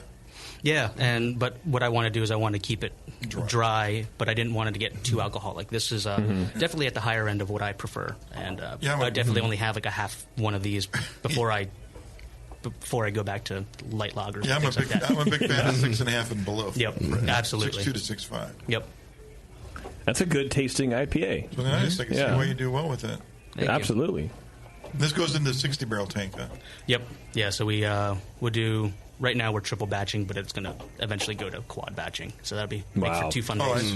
Yep. 2 days of IPA. 2 days. So how long going to be lag between the first batches and the last? We'll do it over. So 2 days. So when we're triple batching, we'll do a double batch the first day, and then which involves me getting in at 3 a.m. to start, and then Josh finishes it up the second batch, and then we just do a standard regular brew day the next day. Like so 6 to noon or something. Yep, pretty much. Right. Yep. Cool. It's like Tasty's been there before. Well, I just know. Yeah. Yeah. I know that people have a problem like waiting too long to put the last one in. Yeah. No. That the yeast growth is in different stages. So if you can catch it within the first 24 hours, it's not that big of a deal. Cool. Oh, between when adding more wort to the Yeah, it's a little bit of a shock. Yep. My old thing I learned some time ago is when you put the yeast into the fermenter, they look around and go like, okay, I need to either create more of myself or I'm going to go right to work. Well, then they get all confused and like, wait a minute, I'm going right to work.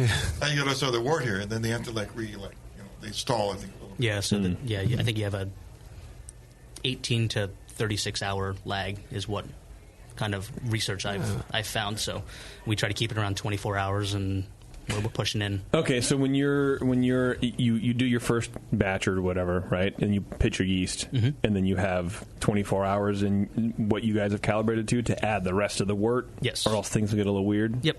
Okay. So it's worked well for us. We haven't had things go poorly, so we're clearly not. Yes. Yeah. So right. we're fortunate on that side. This one is definitely not poorly. Right. Thank you. Right. What are we drinking? What's the second one here? This one probably. Oh, let me guess. This is the sour beer. Yes, it is. Wow, that is pepper. That is a pepper nose, man. Yeah, it's got a great pepper on it. Yep. God, that's great. Not black pepper, but yeah.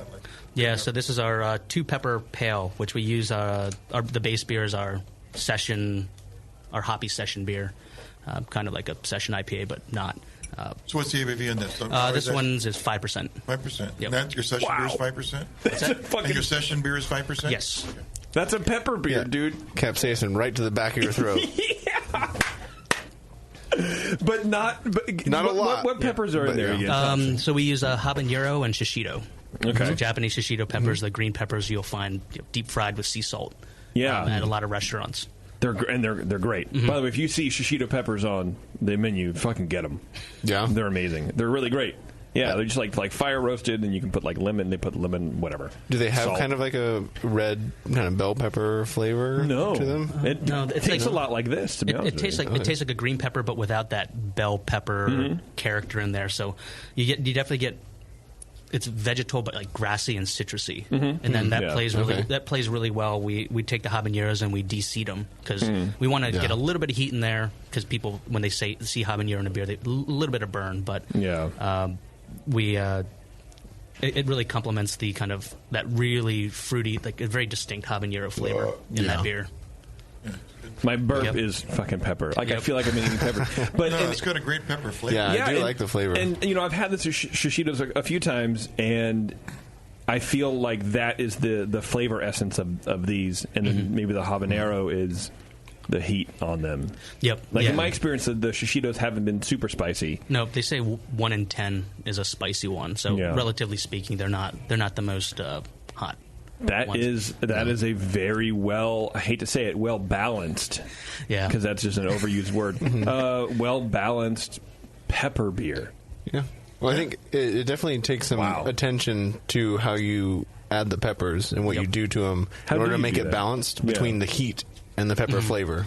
Yeah. So what we end up doing is it's manual chopping, but we'll per barrel we end up adding, we start out with about 150 grams of each into the beer, and but it's not a lot per 10 barrels. Per barrel. Oh, per barrel. Okay, sorry. And then is that a lot? 150 grams. It's only 6 ounces. No, yeah, that's not a lot. That's not a lot. No, it's not a lot, but the pepper flavor goes really far. It's really easy to overdo, so we're very cautious on how far we push it. When you and I'm going to derail you right now. When you were planning this beer and working on this beer, how much did you add? Did you add too little, or did you add too much of that first time?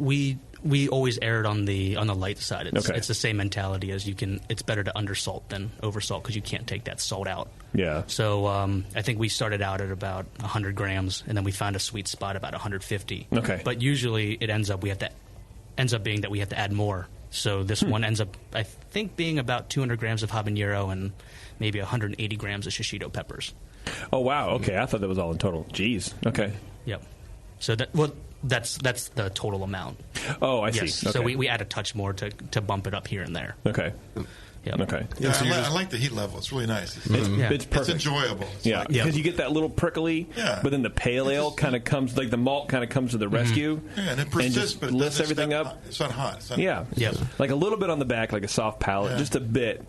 And then maybe 1 or 2 tingles every now and then on the tongue. But that's it. It still tastes like a very well-made beer at the base. And the peppers are coming through, and it's not offensive, and you could actually just have a pint of it. Do you serve it in pints at the... Yes, we do. Okay.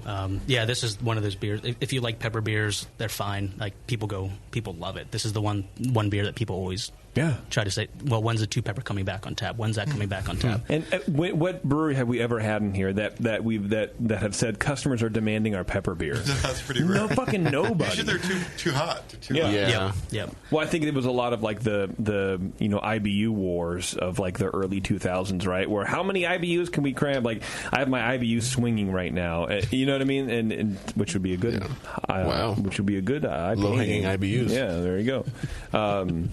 And that was the pepper beer phenomenon of like the late 90s, I think, too. Yeah. But this is great. Yeah, just gentle hands and everybody's happy. You have gentle hands. Yeah, exactly. Yeah. The man with the gentle hands. Yep. So do the peppers go into the kettle, the fermenter? No, these are all secondary. Yep. So we'll put them into a sack and then just drop them in. Okay.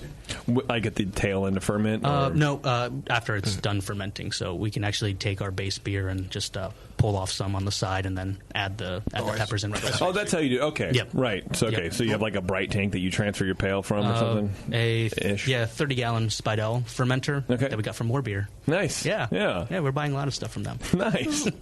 30. So how much do you make? You make 30 gallons at a time? We'll do that, but then we've also made full fermenters of it as well. Okay. Wow. Yep. So it's just You're depends on. That's a lot of pepper beer, dude. Yep, definitely. You got to make what they want, right? Yeah, it's a really nice food beer. Yeah. So people just say every time they always want a steak or they want a hamburger. A burger. I was going to say a fucking burger right now would be great. Have you Dungeness noticed? crab it'd be good with. Oh yeah, maybe. Yeah, definitely. Yeah. Have you had to compensate with the pepper variation in terms of heat and flavor contribution? Yep, exactly. So that's why we start out with that 150 grams when we added originally, because that seems to be the low end for the pepper variations. But what we do is after we cut out the seeds and the ribs, we will actually add anywhere between 5, like per barrel, 5 and 6 habaneros that are just de-seeded, but you keep the ribs in, and that's what gives you that heat, because if you don't put those in, you get no heat at all. Oh wow, okay. So so take the seeds out, but you leave that white. Yep, exactly. Yeah, the thick. And then how long will you give that before you might add more? It's usually about 2 or 3 days. Okay. So because we chop it up and it gets pretty fine. So it's good. Yeah. Thanks. I like it. Yeah, it was a unique one. I thought you guys might get a kick out of it. Yeah, definitely.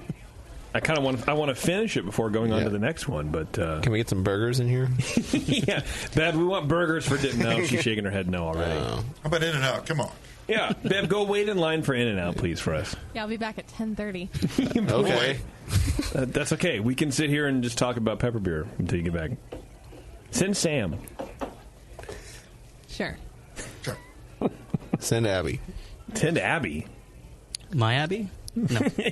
Both of them. Yeah. I like this beer, man.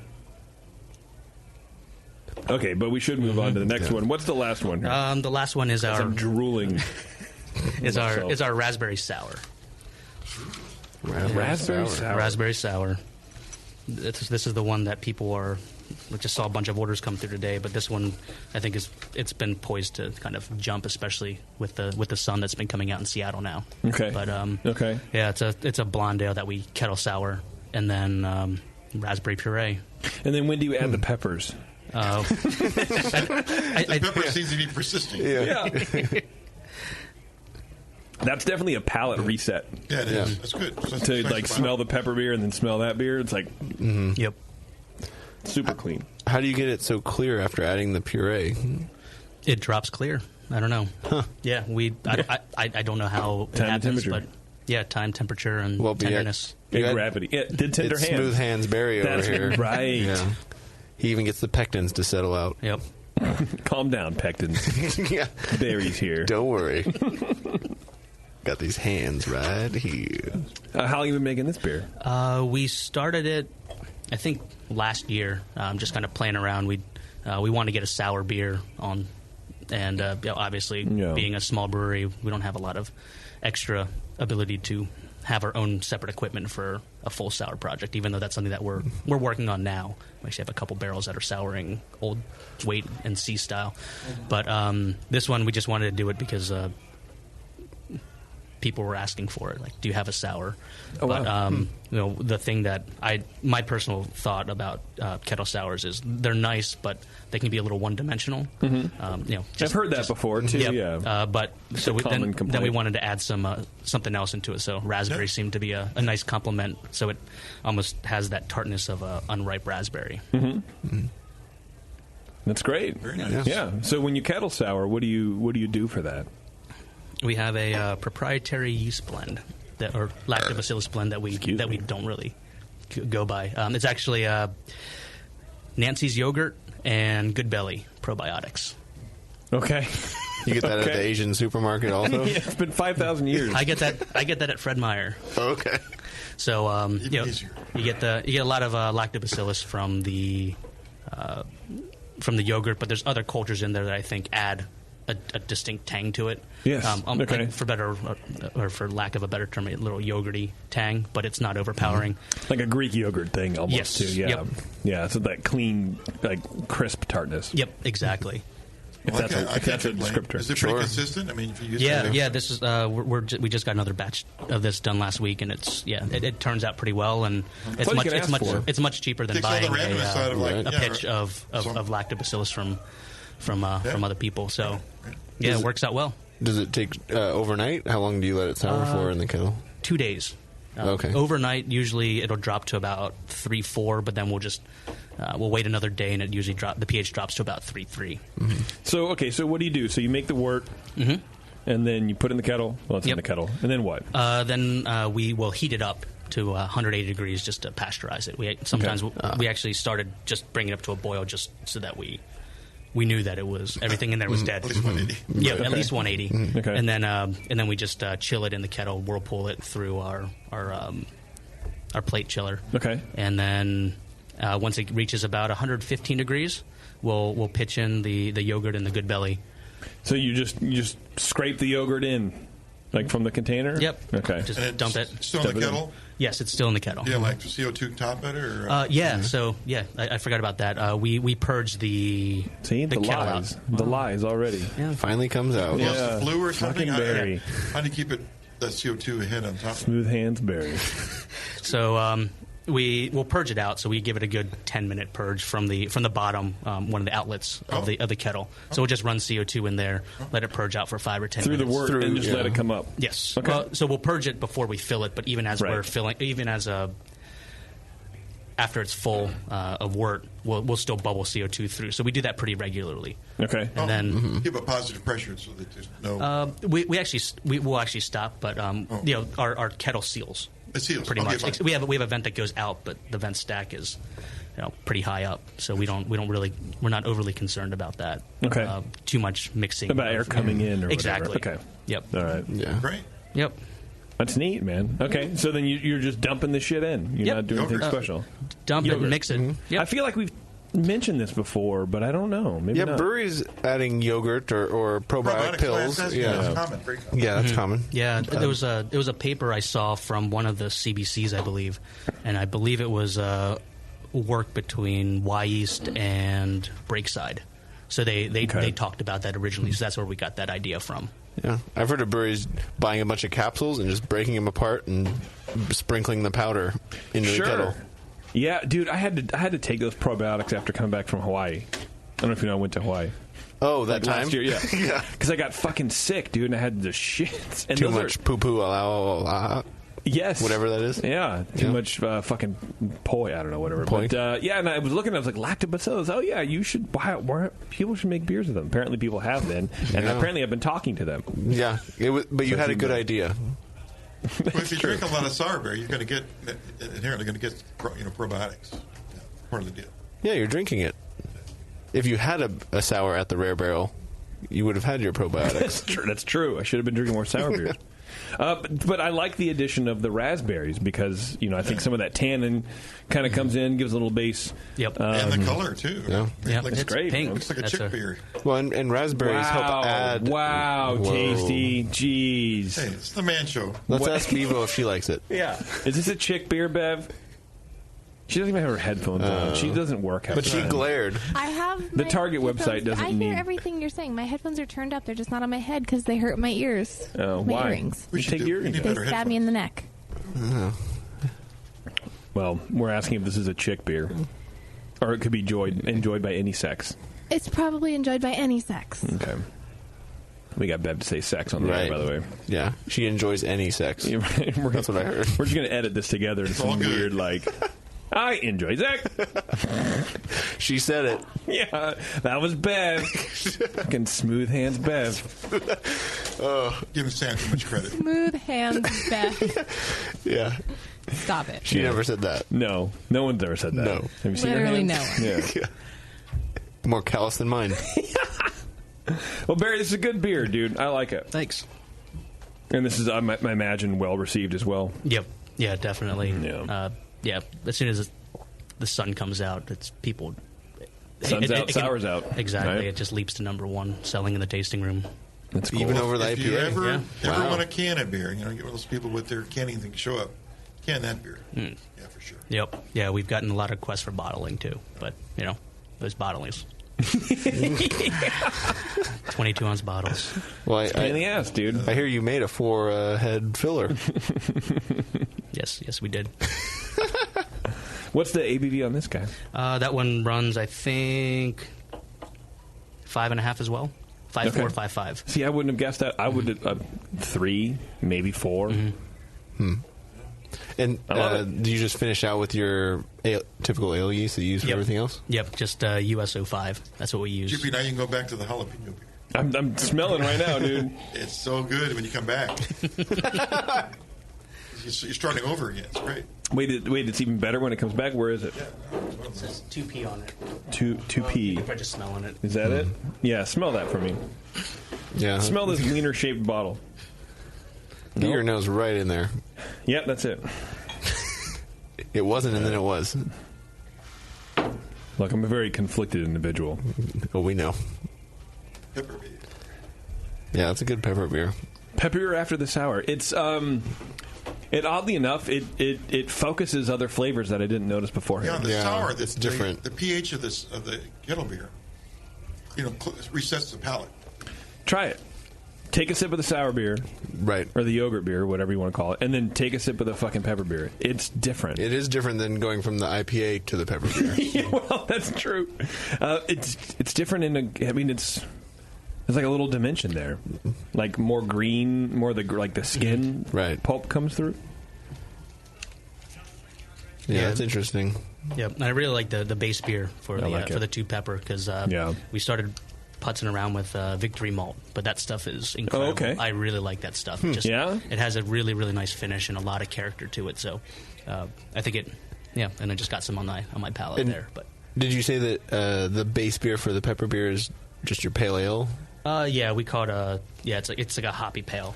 Okay, so it's Citron Simcoe base. Do you separate it before the dry hop?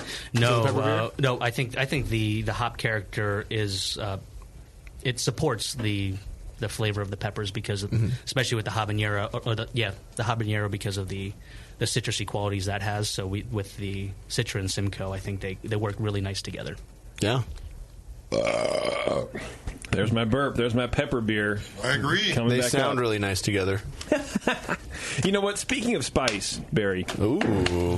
Can Smooth Hands Barry read it? Smooth Hands, do you want to read? Would you like to do the honors of reading the Adam and Eve live read? I have problems reading, but I can do it. It's all in caps, so you have to scream it. Right. Yeah, at the top of your lungs.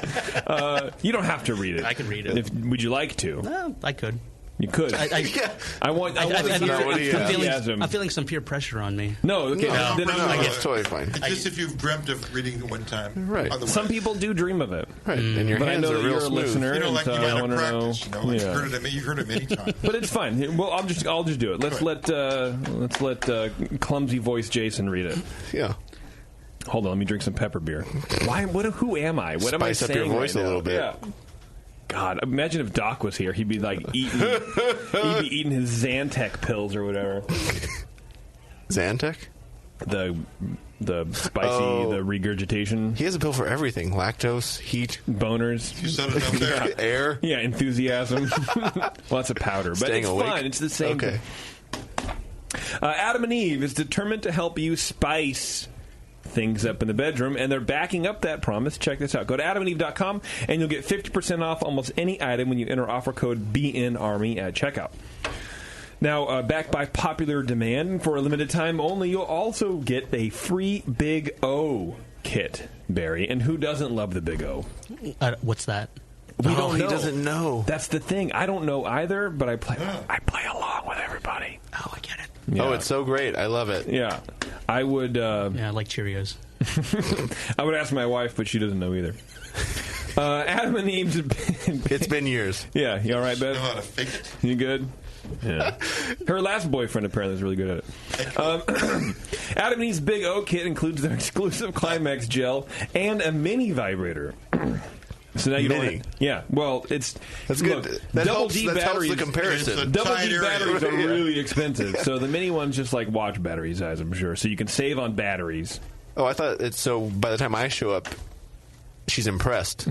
That's probably what it is. Right? It's like, hey, see how small that thing is? We should rewrite this copy. Like, give your spouse a newfound confidence Right. in his, in his dick swinging. A toy for you and confidence for him. You're right, which is really. I'm literally shocked this company still sponsors us. It's all good things. Have you figured out if we can tour their warehouse yet? Right, yeah, where are we going? I really need you to do this. Okay. No. The answer is no. Can I design my own product? Come on, let's talk to these people. Well, I like how you think I have like the inside deals with them. Like, yeah, your weekly conversation. Maybe I need to like go around you. Yeah. I don't think she wants you behind her. Casey's going to reach around. You know what I think it is? The mini vibrator should be a 3-inch long 3D print of Tasty's little fucking... the Tasty guy. The Tasty cartoon. Hey, whatever turns him on. I don't care. I mean, I think that would be... Oh, man, can you see one of those little standing on the desk? Yeah, pass me the Tasty. And it's like Wi-Fi enabled, too. Oh, so you could turn it on and off from your phone? So I can be playing Destiny and then doing my husbandly duty at the same time. Yeah. Hey, Taryn, you're welcome. Yeah. Are you using the microwave? Because the connection broke. Yeah. Is it on? I'm going to have a Tasty who sets his beer down. That beer could get in the way. Oh, yes. right. Like, for sure. That's true. I think true. the beer could be out a little bit. It needs to be more like more torpedo looking. Right. Yeah. You need to lose some weight. Then Sounds like you need to do some research. Hey, I got ideas. Yeah. We need to get with these people. Yeah, I'm right on top of that. When they get the 50% off one item, I want mine to be the 50% the item they choose. Yeah. That would be great. I think we could have the sales numbers to do that. Okay. Just a little 3-inch silicone vibrating, buzzing Tasty. Oh, yeah. Exactly. Maybe he says words. Maybe he says shit. Like, yep. You want a low hug? Yeah. Here's your low hug. Or when you turn it up, because you can turn, it's like, yep. Like every volume, yeah, it's like, yep. You're at 8 yups. You're doing good. It vibrates faster the more you say yep. Yeah, right. So like 2 yups, you'd be like, yep. But 8 yups, you're like, yep. Who's your daddy? Who's your Tasty? That's how I get it. That's right. Yeah. I think we got something here.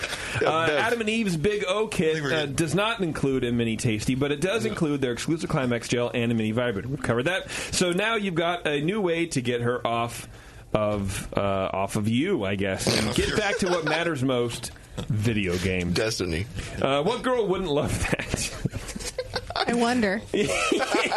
You'll also get your entire order sent to you for free. So hurry up, take advantage of this limited time offer. You can choose a new adult toy, a naughty movie, or almost anything else. When you choose that one item at 50% off, you'll get free shipping plus the Big O Kit, which includes the Climax gel and the mini vibrator.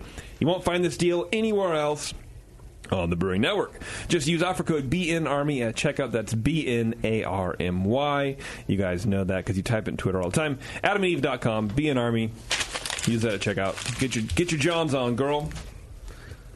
All right, we are going to take a break, Barry. We're going to say goodbye to Barry for his segment, but you're more than welcome to stay for the rest of the show. We have beer news. Actually, I want you to stay because we have beer news, and there's some weird conflicts that you posted a little bit about it on your Facebook page.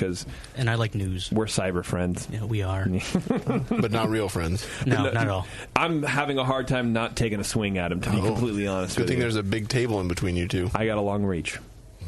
That's true. Yeah. When we come back, we're going to talk to Dave Marliave. That's how you say his name, right? Marliave? Marliave from Flat Tail Brewing. Talk about his brain cancer awareness program or whatever he's doing. I don't know. I think he's lonely. But we're going to talk to him, so stay tuned. It's the session. We'll be right back. To the Brewcasters on the Brewing Network.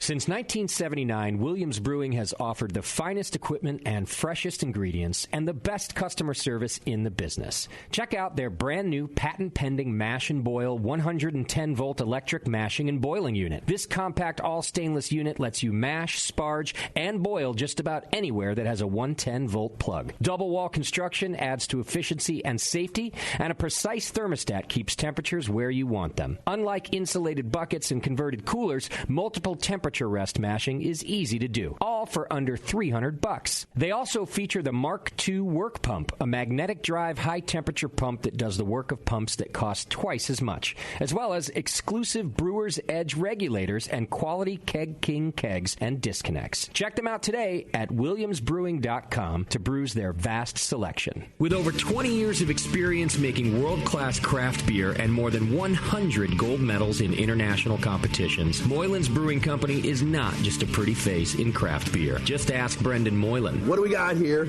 The beer of the hour. Moylan's, gotta love that big M. It's like a sign of awesomeness. Woo-hoo! It's got an extra kick to it. Let's pour this bad boy.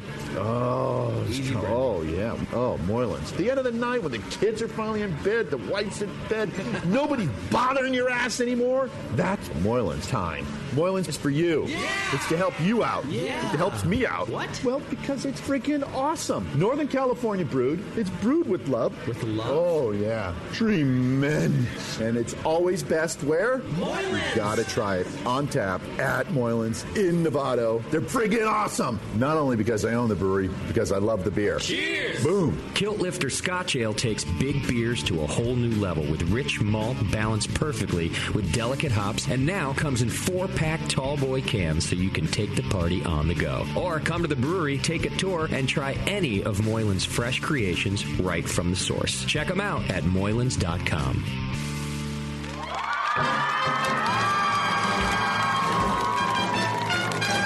BN Army, have you heard the latest at Hop Tech? Since Hop Tech has doubled in size after a huge expansion, Jade and Roberto can stock even more of the best quality homebrewing supplies and equipment. Over 60 kick-ass varieties of hops and malts, monster truckloads of quality brewer's yeast, including White Labs, Y-yeast, and multiple dry yeasts. They even have all grain systems from Grainfathers and Ruby Street Brew Systems, thanks to Jade, the brand new all-grain brewer. And don't forget about their 10% discount to all BN Army members. Jade and Roberto are waiting for you and all of your brewing questions over at hoptech.com. Hoptech, totally not sucking since 1983. Hey guys, what'll it be? I'm not sure. What do you recommend? A lot of people seem to like the Hefeweizen. Is that a German Hefeweizen or more of an American-style wheat beer? I'm not sure, but I can give you a taste. Okay, great. The Cicerone Certification Program certifies and educates beer professionals in order to elevate the beer experience for consumers. Unfortunately, not every bar is staffed with certified beer servers who can guide their customers through a beer list. Here you go, guys. Let me know what you think of the Hefeweizen. Oh, yeah. That's definitely more of an American wheat. But I can hardly tell because this beer just smells like sour butter. I wonder how long it's been since they cleaned the draft line. Yeah, and look at the bubbles on the side of the glass. It's filthy. Somebody should tell these guys about the Cicerone program. For sure. How about we head somewhere else for another beer? Your server should give beer the same respect you do. Request quality. The Cicerone Certification Program offers 4 levels of beer certification, in-person classes, and course books for beer professionals. Check them out at cicerone.org. The Cicerone Certification Program. We know beer.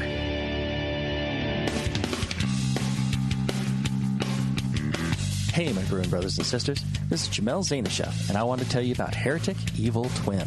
You might be familiar with my homebrew recipe, which uses massive late hopping to create a balance between the malty sweet and the hoppy bitter, along with an outrageous malt and hop character. I wanted a beer with the same bold hop and malt character, so we played around with the homebrew recipe until we were able to make a great commercial version too. We've created a beer rich in malt character, full of caramel, toast, biscuit, and an ever so subtle roast note. On top of that, we piled in an insane amount of Citra and Columbus hops at the end of the boil, as well as in dry hopping. This damn-the-cost approach to hopping gives Heretic's Evil Twin a great blast of citrus and tropical fruit that can't be matched by any other hop. The result is a bold, malty, hoppy, but easy-drinking beer. This is our top seller, our flagship beer, and I couldn't be prouder of it. Cheers. To find Heretic beers near you, click on Find Some at hereticbrewing.com.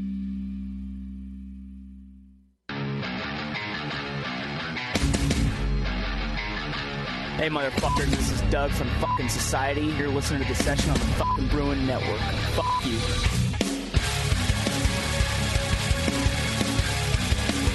Wow, Dougie's angry. Still? I don't know. He sounded fucking angry right there. Huh. Maybe we should have him back on. Just purge his anger. Let it out, Doug. Let it all out, Doug. Whatever you want to do. Hey, Barry, did you know there are more than 5,000 breweries in the U.S.? Yes, you know I that? did. Oh. I just learned that right now. Well, did you know that the craftbeer.com brewery finder, published by the Brewers Association, has them all? Wow. It's like a whole Pokemon thing over there. Wow, cool. It's the most robust U.S. brewery finder. Whether you're traveling or exploring your own city, you can find breweries by current location or search in other states. You'll find directions and contact info straight from the brewery finder. You also find breweries' social handles on the Brewery Finder, so you can keep up on the latest news from your favorite breweries. Visit craftbeer.com and check out the Brewery Finder. And if I could pronounce things properly, it would sound much better than Brewery Finder. The Brewery Finder. Brewery Finder. Speaking of proper pronunciation, my close personal friend, Mr. Dave Millard, is on the phone from Flat Tail Brewing Company in Corvallis, Oregon.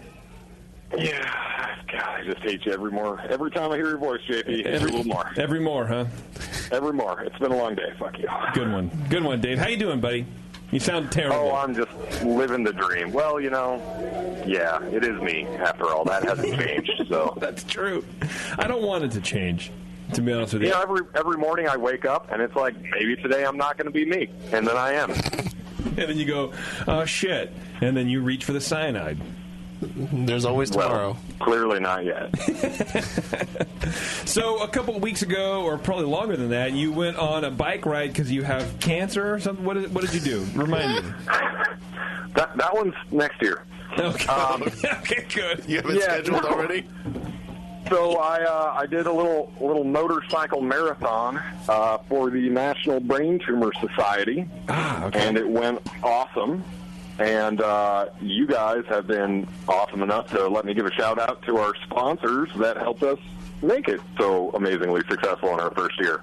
Perfect. Okay, well, shout away, calling man. up the strokes and the egos. Oh, I'll shout. But I'll shout when I'm damn well ready to, JP. Let it all out, not a moment earlier. Let it out, Dave, because these are the things that we're talking about. Come on, I'm talking to you. Are they? Come on. Are they? Are they? Not yet. So who did you have sponsoring your travel there, bud? So we had over 40 individual sponsors, but the guys we're going to focus on tonight are the people who donated $250 or more, which is 21 different donors. And what was so impressive about this was I put this whole thing together basically either sitting in my underpants on my couch at home or at the bar with a pint of beer in my hand, and it was really just emailing close friends in the industry and like, hey, can you kind of throw some cash? And people came through in an awesome way. Oh, great. We actually, our goal was to raise $5,000. We raised $8,260. Wow. Congratulations. So next That's year, really cool. Yeah, thank you. And it's a great cause. The NBTS is a wonderful charity to work with. They just killed it. And we could not have done it without fantastic partners like, drum roll, please, Belmont Station. Belmont Station. Portland, Oregon. I stopped all over that. Belmont You were motorboating Belmont Station. I was giving you a drum roll. I thought you said bail bonds station. Have you heard of them? That's Dave's personal sponsor. This is going to be the longest ad read of all time. No, Warren will shut up. Don't worry about it. Belmont Station, Portland's premier bottle shop, and God, and there it is. See, you ruined it. I'm going to have to go in the back room and do my speech exercises now. I can't do it. Right, so Belmont Station. Yeah. Beerstein out of Eugene, another one of Oregon's best places to grab a pint. Cascade Floors, they do epoxy floor coverings for breweries, food service industry, etc. Our buddies right next door at Block 15 Brewery came through with $250. Corvallis's Foundation Engineering. If you need your foundation engineered, go to them because it's in the name. It right sounds there. like it, yeah. General Distributors out of Portland. They cover our Salem North Territory. They do an awesome job for us, and they came through with a big donation as well. Everybody loves and knows in coffee out of Eugene. Thanks, Jamie, for coming through. Another $250. Two Town Cider House. Another right next door to us in Corvallis. They came through with $250. Bigfoot Beverages out of Eugene, $500. Wow. Bam. Nice. Yeah, work. and they cover Roseburg, Eugene, the coast, etc. Another fantastic craft-only distributorship. California Craft Distributors from your home turf came in $250, just like Cold Fire Brewing out of Eugene. They're a brand new brewery, and they're making some of the cleanest, most consistently awesome beer in Eugene right now. Fresh Hops out of Wren, Oregon, purveyor of whole flower hops, came through at $250. Faction Brewing, who obviously needs no introduction. Thank you so much, Roger. Roger came through with $500. I basically shot him a text message, and he came back and just went for the big donation. So, my man Roger. Yep, Roger. Yahats Brewing out of Yahats, Oregon, $250. Thank you so much. Roscoe's out of Portland, one of the best craft beer bars ever, and also an amazing whiskey selection if you're ever in the neighborhood. Royale Brewing and Green Bottling came in with another $250. The last of our $250 donors include my dad. So thanks, Dad. What's his name? You got to give his name. What the hell is your dad's name? Says a lot right there. Oh, but if I tell you his name, it's just gonna make the Marlioff thing even worse. Thank you to Hobart Chester Marlioff. Wow, Hobart real Chester. Name. Yeah, that's pretty real old name. school. I know. I mean, it sounds like he was alive in the mid 1800s. Right. Yeah, something like that. Maybe even a little earlier, depending. And he settled on Dave for you. Yeah, well, I think after a life of being Hobart Chester, he was like a boy named Sue, right? He's like, no fucking way I'm going to do that shit to him. Yeah, And then, he didn't change his last name, so he still did it to you. No shit, he still nizzled me. I got an envelope of cash signed the Chode Jugglers from the kitchen. So thank you to our kitchen staff for juggling chodes. Juggling chode and donating money. There. And it's only when they see your name on the ticket, Barry. Our two biggest donors, which both of them just absolutely blew us away. The Corvallis Water Street Market, home of DiMaggio's New York Pizza, Taco Vino, Sada Sushi, donated $1,000. Wow. They were our biggest cash donor. Thanks so much. That was just, that was the difference between barely making an overall goal and really knocking it out of the park. And then our first and probably our most involved sponsor, Hanson's BMW Motorcycle out of Medford, Oregon. They not only donated $600, but they also gave me 2 sets of tires. They let me call up halfway through my ride when I thought my bike was about to explode and walked me through some technical issues. Really just fantastic partners from start to finish. Great support. That's awesome, dude. How many miles did you actually end up getting? So I made it almost exactly 1,000 miles. Wow. My GPS said 1,005 miles. My odometer said 999.8. And you didn't go which I didn't realize until the next morning when I looked at it. Just around the block. GPS is more accurate, okay? There you go. Going with that one. Yeah. Let's go digital so over analog. 4,000 miles. Wow. That's awesome. It's digitalog. Well, congratulations, David. Sounds like you were finally successful in something that you tried to do. Of course, because I tried to do something that didn't have any possibility of making me money, and worked out great. Yeah. So you're doing it again next year? Yep, we're going to do it again next year, and next year I'm setting the goal at $15,000. There you go. And I'd really like to break 20. But, I guess we'll be happy with 15. If anyone wants to donate, you can give me an email, dave@flattailbrewing.com. We're going to start organizing for this actually pretty soon. August is when letters are going to start going out. It's going to be a little bit less thrown together than it was last year, so I think we have a good shot at just making it even better. Yeah, I know. But, you got to dream, right? That's true. Are you going to brew a beer for this occasion? I am not brewing a beer for this ride, although I am also going to be riding a dirt bike across Oregon off-road to raise awareness and money for wilderness therapy programs. So that'll be happening in September, and I'm sure I'll call you guys in and let you know about that, too. That sounds great. I look forward to not that being does mean more mouth beer. More mouth beer. So now it's going to be a tradition.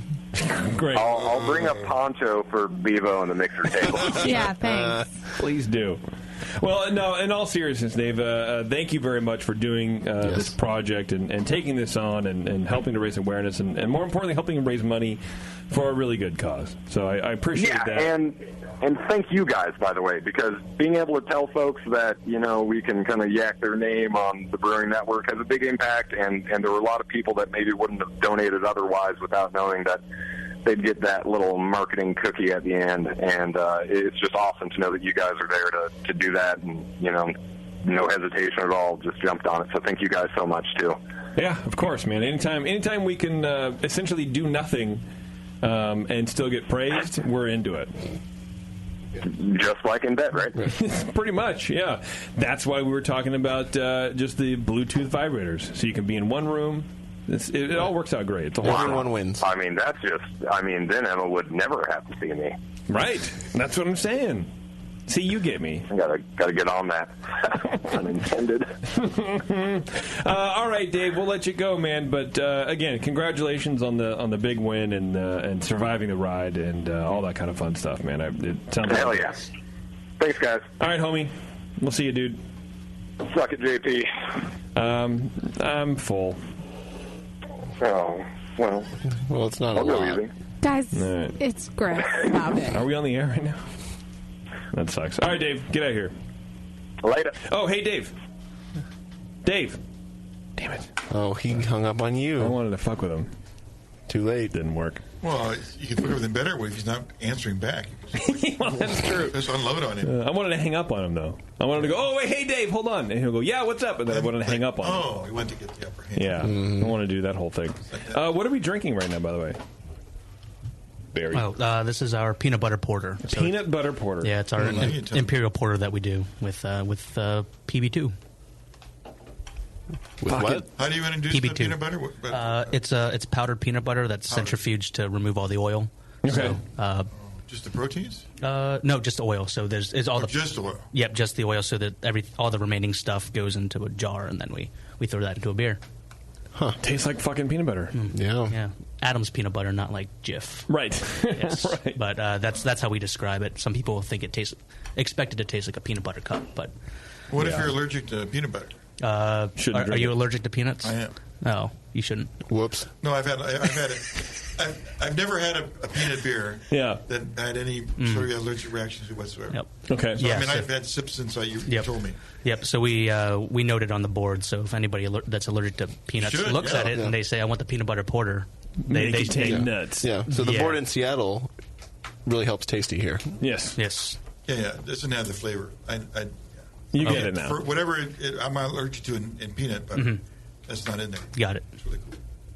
Oh, that's cool. Oh, so you're saying that I would say that you might add, even though it says it on the board, some people may not be affected. Mm-hmm. Mm-hmm. Yeah, but that's definitely not something you want to We're not going to hedge our bets on that. Yeah. Let's do a little beer news. Bear, you want to do some beer news with us? If you're allergic. Sounds wonderful. Beer news. Lucky Envelope. Let's have beer news. Do I sound excited enough? Sued for murder. Whatever. Who's that sponsored by today, Joe? We don't have a sponsor for it. All right, fine. I'll do a sponsor. How much is it going to cost? Sponsored by Tasty? It'll cost $200 a segment. All right. And that goes. So I'm your sponsor. So you're my sponsor. So I'm your ad guy. So. Well, wait. I got to have some. I'll send you. What? I got to be able to say something. Right. Oh yeah, go ahead and say something. All right. Minnesota's Summit Brewing Company recently announced that it was pulling its beer out of 6 states: Pennsylvania, Ohio, Illinois, Indiana, Nebraska, and Michigan. What is that? This is a quote. This work, however, is not without its challenges, and recent changes to the industry have made getting our beer to retailers and to you increasingly difficult, the brewery wrote on its Where Can I Get Summit page. In order to strengthen our core and meet demand in our home market, we've made the difficult decision to cease distribution to 6 states.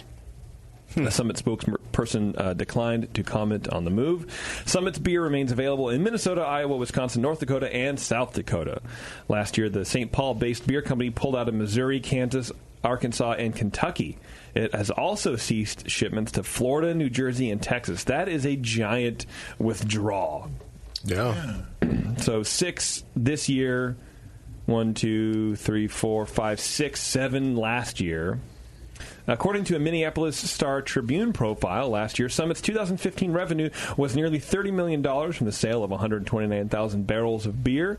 However, due to increased competition in Minnesota, where Summit is the state's second largest brewery, the company saw its 10% annual growth rate of the last decade decline to 2%. Wow. Got to focus those ad dollars, which sounds like that's what they're doing. Yeah, I guess. I mean, all is that of craft is shrinking in terms of growth rate. Yeah. Growth is still there, but the rate of growth is backed off. That's nationwide. Well, but if they're growing 10% year over year and then it goes to 2, that's a very internal metric that they can use to see that there's an issue. I'm just saying the nationally might be 14-5. So I'm just saying it's not like it's not just Minneapolis or. But there's like an average or whatever. Yeah, it's pretty much. Sure, the industry is contracting a little bit. Yeah, a little bit. Yeah. Well, there's more and more beer. Yeah, and they're pulling out of what it's like 11 or 12 states in the last 2 years. Yeah, it's a lot, dude. Yeah, it's a lot. That's a chunk. Well, it costs a lot to advertise your beer in Florida if you're in Minnesota. Yeah, because you don't have any local. You don't benefit from any local advertising or any reputation. No, there. you got to have salespeople and stuff. Yeah, the whole marketing force. All these states. Yeah. I think I don't know if we talked about it last show or but I know last week there was a big hubbub about Anheuser-Busch who recently merged or bought out SAB Miller, reneging on contracts for South African hops, excuse me. Did we talk about that? Did we talk about it on the air? I don't know. I remember reading about it. Yeah, I don't know. My work life and my Facebook feed are now merging together. Yeah, me too. But anyway, that was a big story. They commandeered the entire South African hop harvest, meaning that U.S. microbreweries keen to experiment with new hops would not be able to buy any South African varieties. Since acquiring SAB Miller in 2016, AB InBev now owns SAB Hop Farms and its proprietary hop varieties, which include such things as Southern Passion, Southern Star, and African Queen. And basically, AB responded, and they said, this is a quote, "This year, South Africa suffered from low yields," wrote someone called Willie Buholzer. Willie, why not Bill? Willie. Billy Buholzer? They are Willie Buttholzer. AB InBev's Global Hops Procurement Director. Sounds like a cool job. Previously, SAB has sold a small surplus of locally grown hops to the market. Unfortunately, this year we do not have enough to do so, given the poor yield. More than 90% of our South African grown hops will be used in local brands. We've committed to brewing with locally grown ingredients in support of the local industry. We additionally sell hops to South African craft breweries. Blah, blah, blah. He says less than 5% would be allocated to other AB InBev breweries outside of South Africa. And then, I don't know, I thought it was kind of important because a lot of people were complaining about, this is another reason how Anheuser-Busch is killing craft beer. But this article is all about beer. Basically gives that perspective and talks to a lot of South African breweries as well. And they're like, no, we still get hops, but just not a lot of them. So we're still going to get hops. So it's not like they just took all the South African hops just to support their craft breweries here in America. They're still doing their thing, but that's kind of a typical thing in beer, right? Beer, you know that as well as I do. Like because you have a contract doesn't mean you're going to get that shit. Yep. That's like the amount that you're willing to buy. Yep. If you're able to. Yeah. If anything happens where weather prevents you from, or prevents the harvest from coming to full production, then you're kind of screwed. But you're on the hook regardless. Right. Yeah, right. If you don't need as many hops, it's very one-sided. Yes. Yeah, and I think also for all of the complaining on social media from breweries. How many times have you ever wanted to brew with South African hops, or how many? Like, were you? You probably weren't anticipating getting a receipt of some South African hops to make your fucking flagship beers. Or no, whatever. Not particularly. But no, I don't think anybody really does. Breweries can get a beer that nobody else has. Sure. And you can say, I've got this South African blah, blah, blah hop. Yeah. Like summer or something. You could say, like, I've got this, and it's a unique beer. You should come and try it. And then they might. For sure. Keep in mind that SAB Miller, those hops wouldn't exist if they didn't buy the property, buy the equipment, do all get all shit. the technology, even to be there. Right. So, I mean, I don't know. Well, and to me, it's theirs to do with what they want. It's not just because I don't really use those hops. It wasn't a serious blow. Yeah. But the fact that AB InBev and SAB Miller are the same outside of North America is more of a huge deal. And this is kind of a preview of what could really happen globally, because there's not really any serious global antitrust governing body. No. Right. So what's going to keep AB InBev, SAB Miller from buying significant chunks of German hop growing farms and then cinching down on that? Or Australian? I don't know. And then what? That's a good point, yeah. If the farms were for sale. I mean, well, again, right, exactly. These hops were wouldn't be there at all if they didn't put them. Well, no, right, but with that kind of budget, some of those hop farms would be willing to sell. Oh, sure. And then it could eventually become a sizable chunk of the hop production. Right. I mean, AB InBev has like some buying power. I mean, they might as well own the hop fields. I mean, they drive a lot of the hop, what's made and who gets what. Yeah, it depends if they want to even buy it, too. I mean, who wants to fucking own a farm? Yeah. Well, no, right, but I'm saying that... Idiots. I think that's what people are worried about is the fact that now they're in a position to actually apply that. They can apply that pressure on the craft market. Yes, it's definitely a signal for what could potentially happen, but I don't know, thought it was interesting where I've never heard of an American craft brewery using South African hops in a significant portion of their beers in order to like warrant and generate this kind of outcry. Sure, right, no African Queen hops in my, whatever, I don't know, it's pretty funny. What else is really funny? Golden Road is in the news, I don't know if we talked about it on the last show or not, but no, this is new. Meg Gill, who's the president and I guess one of the founders, visits Oakland to defend their controversial plan to open a beer garden. So those of you who don't know, Golden Road is owned by Anheuser-Busch now, and they're putting in a 7,000 square foot tap room in Oakland. The tap room with all the atmosphere? Right. It's an outdoor beer garden. Right. Yeah, but built out of containers, like old shipping containers. Like the most hipster Oakland thing I've ever heard of in my entire life. Yes. Reclaimed. Yes, thank you very much.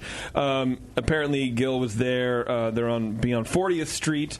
She was greeted she greeted neighbors and answered questions about the proposed beer garden and restaurant. I think it was a couple weeks ago for nearly 2 hours, while they're going over plans and all that kind of stuff. A few hundred feet away on the sidewalk, protesters set up their own table with signs decrying Golden Road's arrival. The opposition goes by the name Temescal Friends, but they're not so friendly when it comes to Golden Road. This is in the East Bay Express.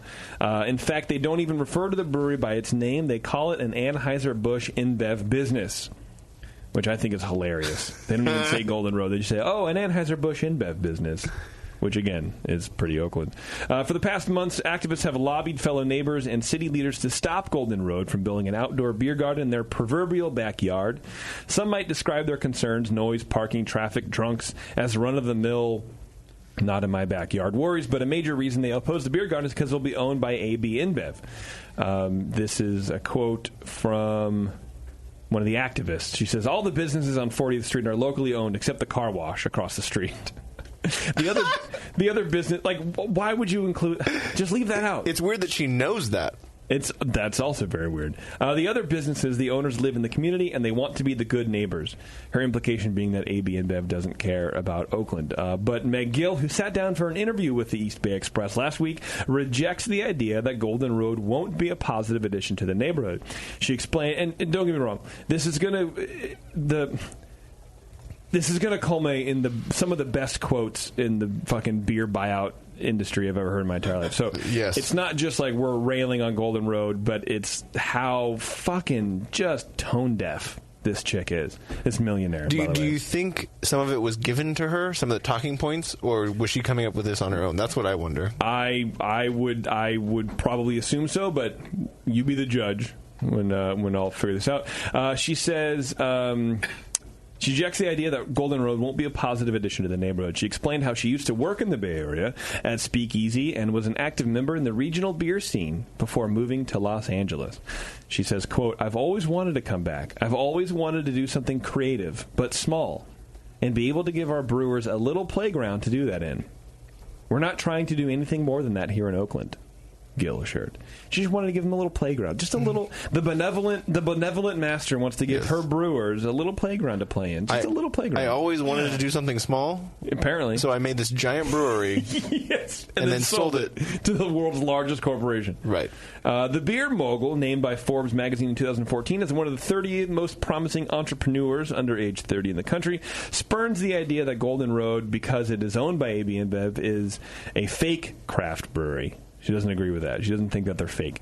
She also rejects the notion that Golden Road is somehow under the thumb of a so-called corporate overlord, Anheuser-Busch. This is a quote. This is the best. This is really good. It's not the best. They have nothing to do with this, Gill insisted. Anheuser-Busch reads the articles criticizing Golden Road, and they're like, what the hell's going on in Oakland? This isn't like a stake in the ground. There's no market share grab. There's no evil empire. So, wait a minute. so she just said that they're not going to take any market share, so they'll sell zero beer there?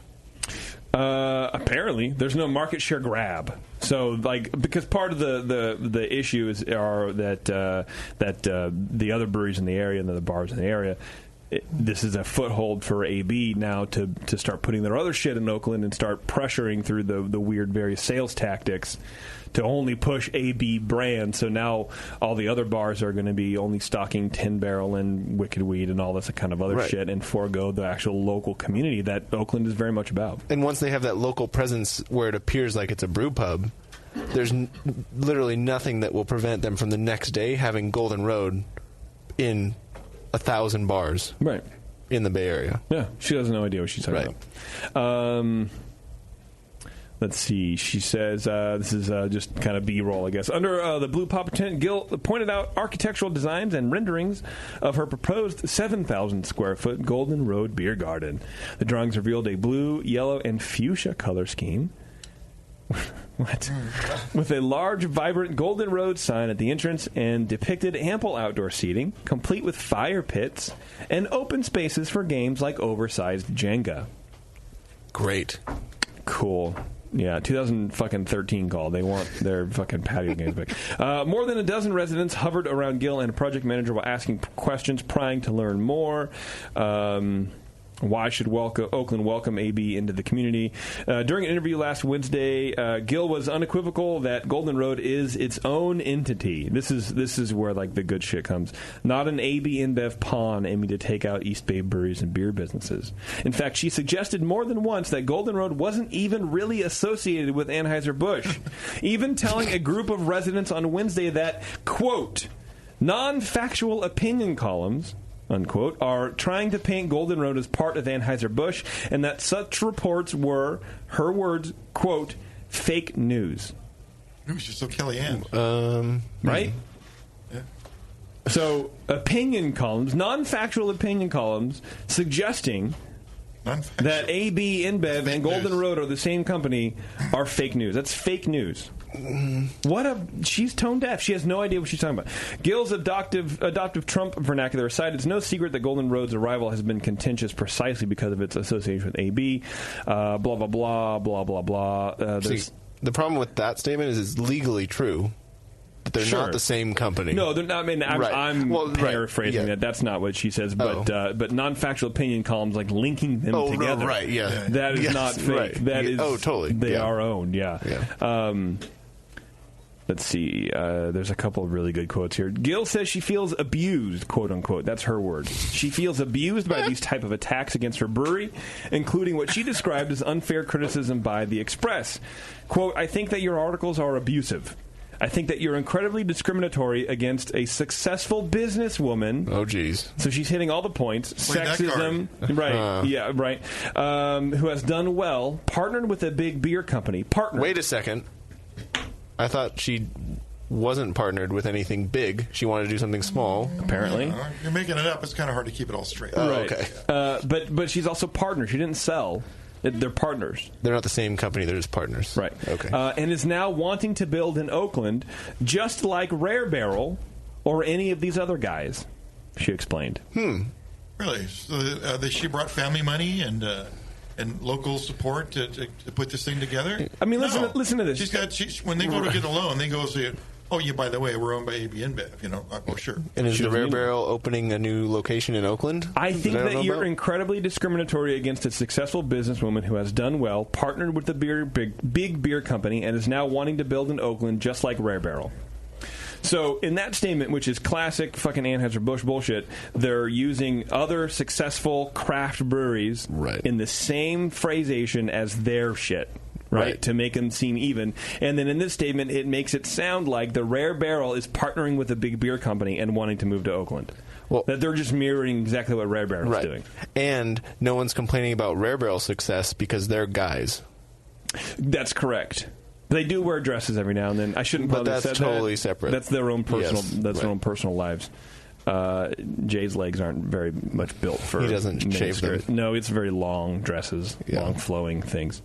I don't know. I thought that was pretty hilarious. Like she's just basically she's a millionaire just crying. She's crying, and I don't know. I love this article because it's perfect. And didn't she say that she maybe misunderstood the Bay Area or was being misunderstood by the Bay Area? Yes. Let's see. Maybe we just aren't getting her. Right. It's a lot of traffic bullshit and all that kind of She's stuff. on the winning team. So Yeah. We don't know how that team works that well. So here's a pretty good one. Golden Road is asking for a parking spot waiver for the beer garden, meaning patrons will fill street parking lots, and it's already very nearly impossible to find one in the area, residents say. Concerns over the oversaturation of alcohol establishments are valid. There are numerous restaurants and bars that serve alcohol in the Temescal Telegraph District, and many view Golden Road as yet another gentrifying force, out-of-towners parachuting in town simply to cash in on Oakland's trendiness. Well, there you go. Temescal Friends are demanding that the city not grant Golden Road's requested 5 parking spot waiver and not to allow the brewery to open or to operate until 1 or 2 a.m. as planned. Which is pretty crazy. The opposition has Gill surprised. She recently visited the East Bay to highlight a Berkeley-based group for her TV show, and in general feels like she has roots here, even though she's not from here. This is a quote. "Maybe I have a misunderstanding since I left the Bay Area, but I thought people are going to love this. People are going to be excited that we're coming back to the Bay Area. I didn't expect to be ostracized." When were they in the Bay Area before? I don't get that. She worked at Speakeasy. And that's it. I mean, maybe some other Johns around, but like that's it. She didn't have a business here. There's no she trained up culture here. in the Bay Area. No. But she always wanted to come back and do something small, just something fun, just a fun small project. In addition to her TV show, right? Yeah. While she was here, eating for the show anyway. Yeah. I don't know. I found you're busy. You know, when we're at the winning team, it's a whole different thing. You got to understand.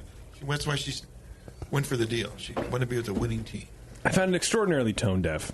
It's like, well, I thought that we were going to come back, and it's like, and everybody was going to love it. But you were here in learning the culture.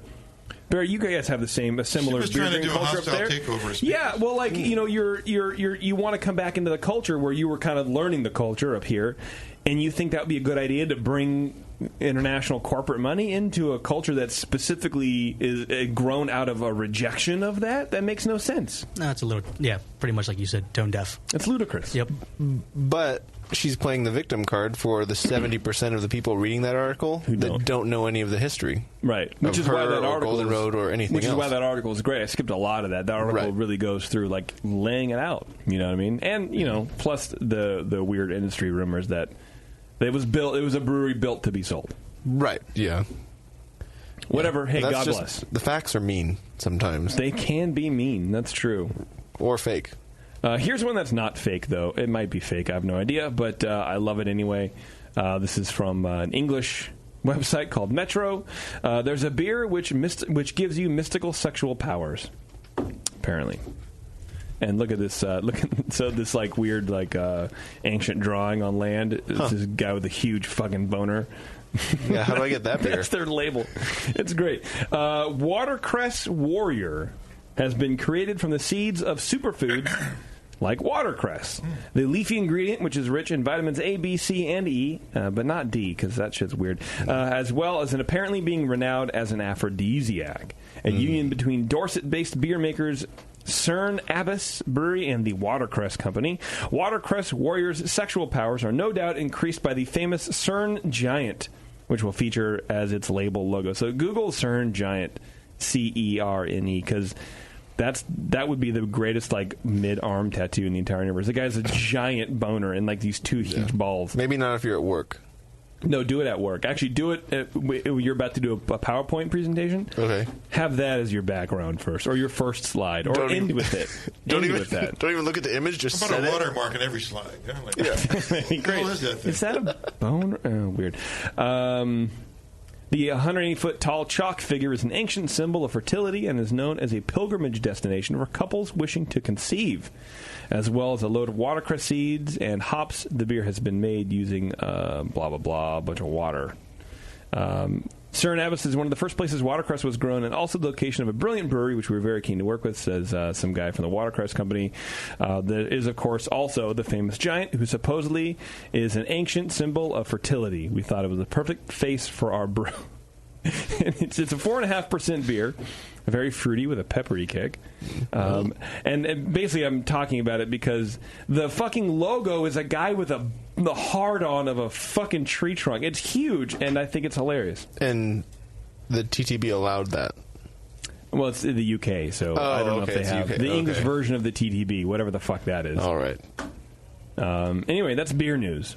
Brought to you apparently by Tasty. Have you used any water chestnut? Watercress? Watercress nuts? Seeds? No. Not at all. Well, yeah, not yet. Not yet. Well, yeah, that's the beer news, everybody. And I also forgot to mention that that proposed Golden Road tap room is going in sort of in the neighborhood of the Drake's dealership. Oh, really? Yes. And so I'm sure that everyone's not really stoked about that. But if you want, look, if they do open up, which apparently the city council is not really all that sold on, and you're in that neighborhood and you want good local beer, go to Drake's dealership. Check out all their beers.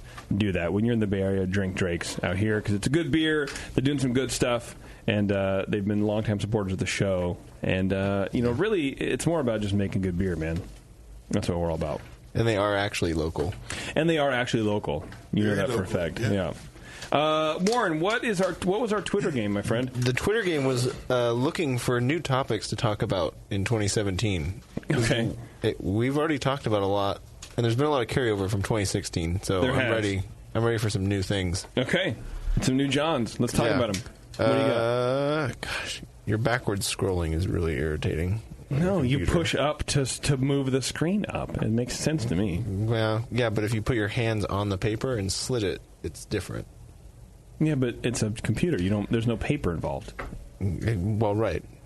I'm old school. Oh, okay, I forgot. Are you using my computer just as a surface to write on? Because I could help you out. Right, yeah, I've been erasing. Some of the buttons are a little smudged. Okay, my erase marks. Yeah. The P, the O, the R, the N, the H, the U, the B. Those are all gone. They're gone. Josh says, the Hop Grenade Brewery build. He thinks there's going to be a Hop Grenade Brewery coming soon. I doubt that very highly. He's That's hopeful. work. There's actually work involved in a brewery, right, Barry? There's like actual labor. Yeah, I have Josh do it all. So I wake up and everything takes care of itself. Everything's great. Yeah, it's great. Yeah, your back works. It's fine. Yep. Yeah. I smile a lot. Did you smile much before him? Once. Before the brewery. Yep, once. Yeah. Christian says, session IPAs. Something else we don't give a shit about. Okay, that was from Christian, huh? Yeah. All right. William says, we finally find out who wins the death pool, if you call that a win. Okay. It would be different. Let's see.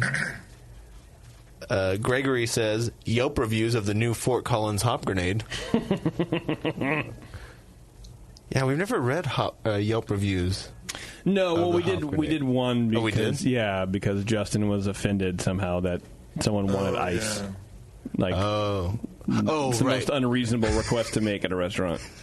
Oh, you want cold water? Let's see. Brian says, what at Major Jip would do after winning gold at 2017 NHC. Oh, I like that. What would you do? We can talk about that right now. Cool. You'll have to find out. All right. At me in July.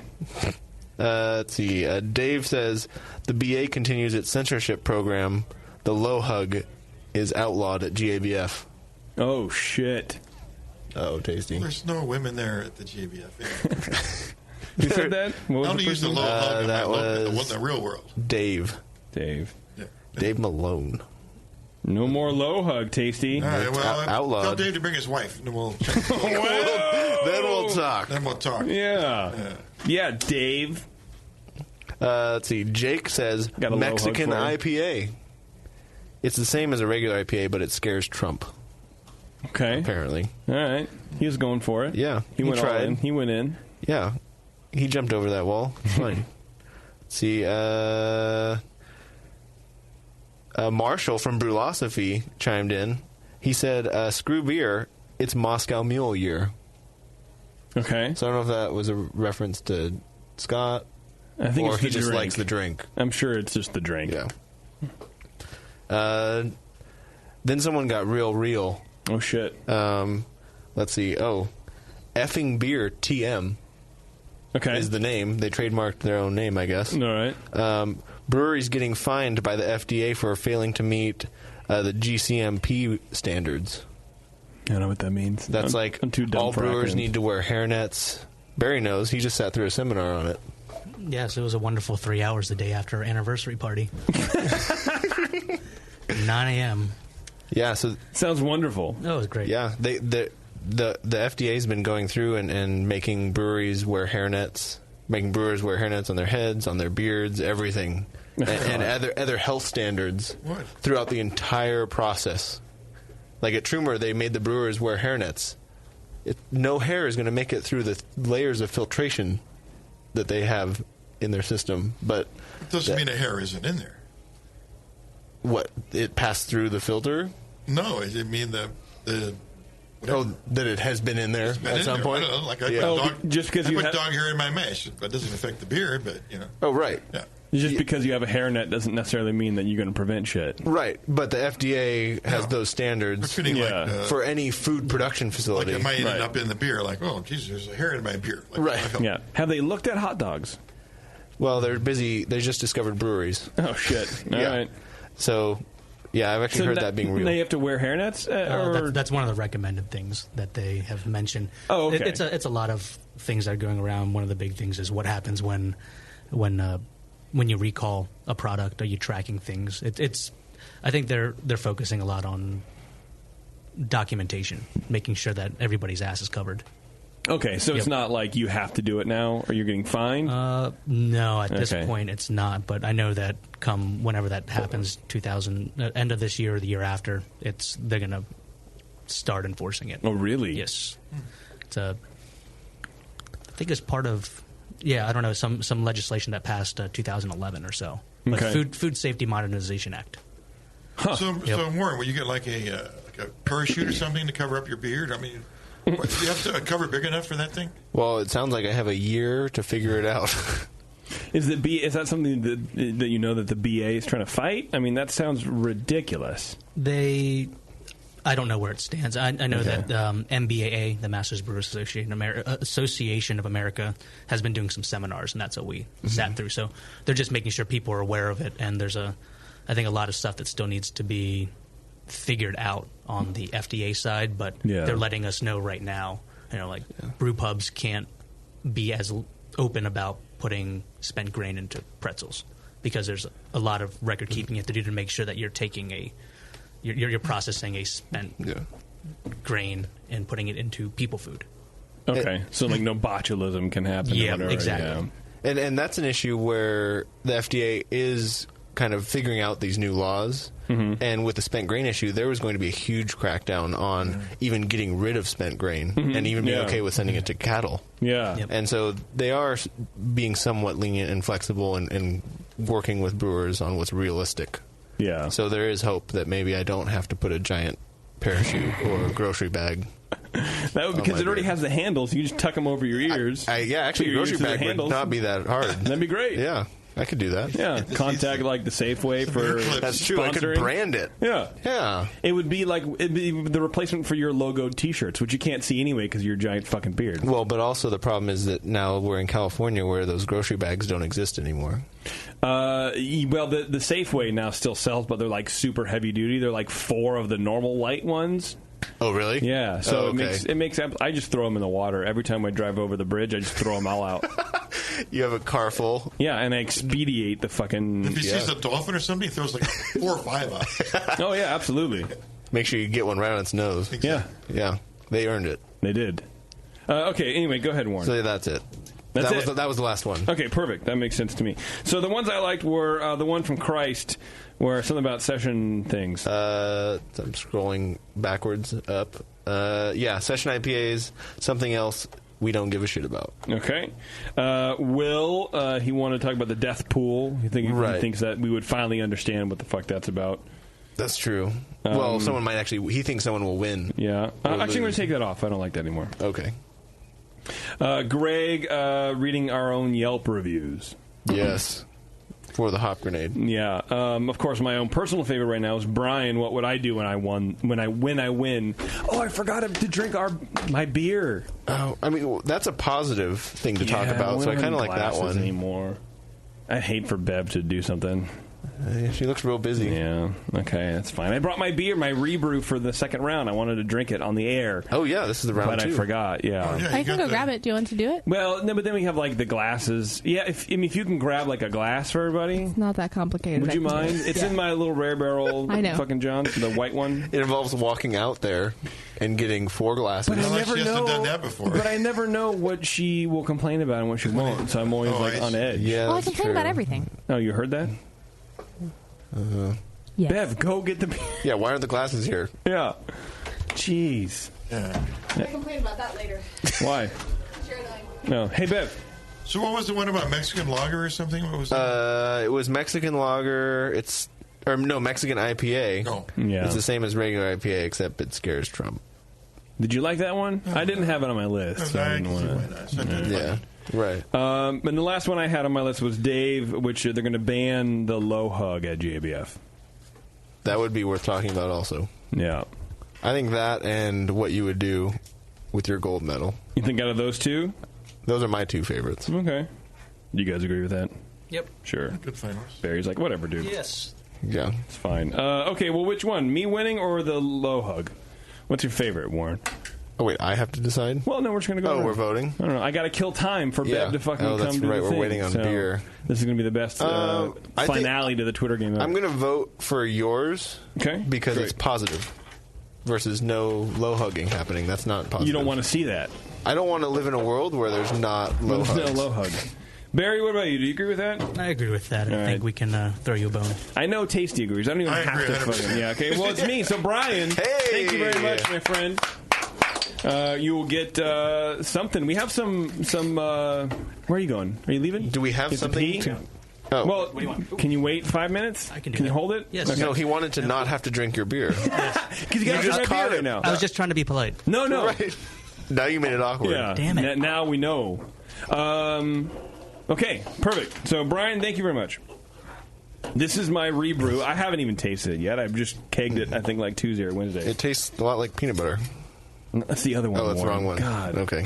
It's my second round entry for the National Homebrewers Competition at HomebrewCon, which, by the way, tickets are on sale for the 39th Annual National Homebrewers Conference, a.k.a. HomebrewCon. Join your homebrewing comrades this June 15th and 17th in Minneapolis, the City of Lakes, for 3 unforgettable days of learning, camaraderie, and delicious beer. Space is limited, so be sure to register now, homebrewcon.org. So what place did you get?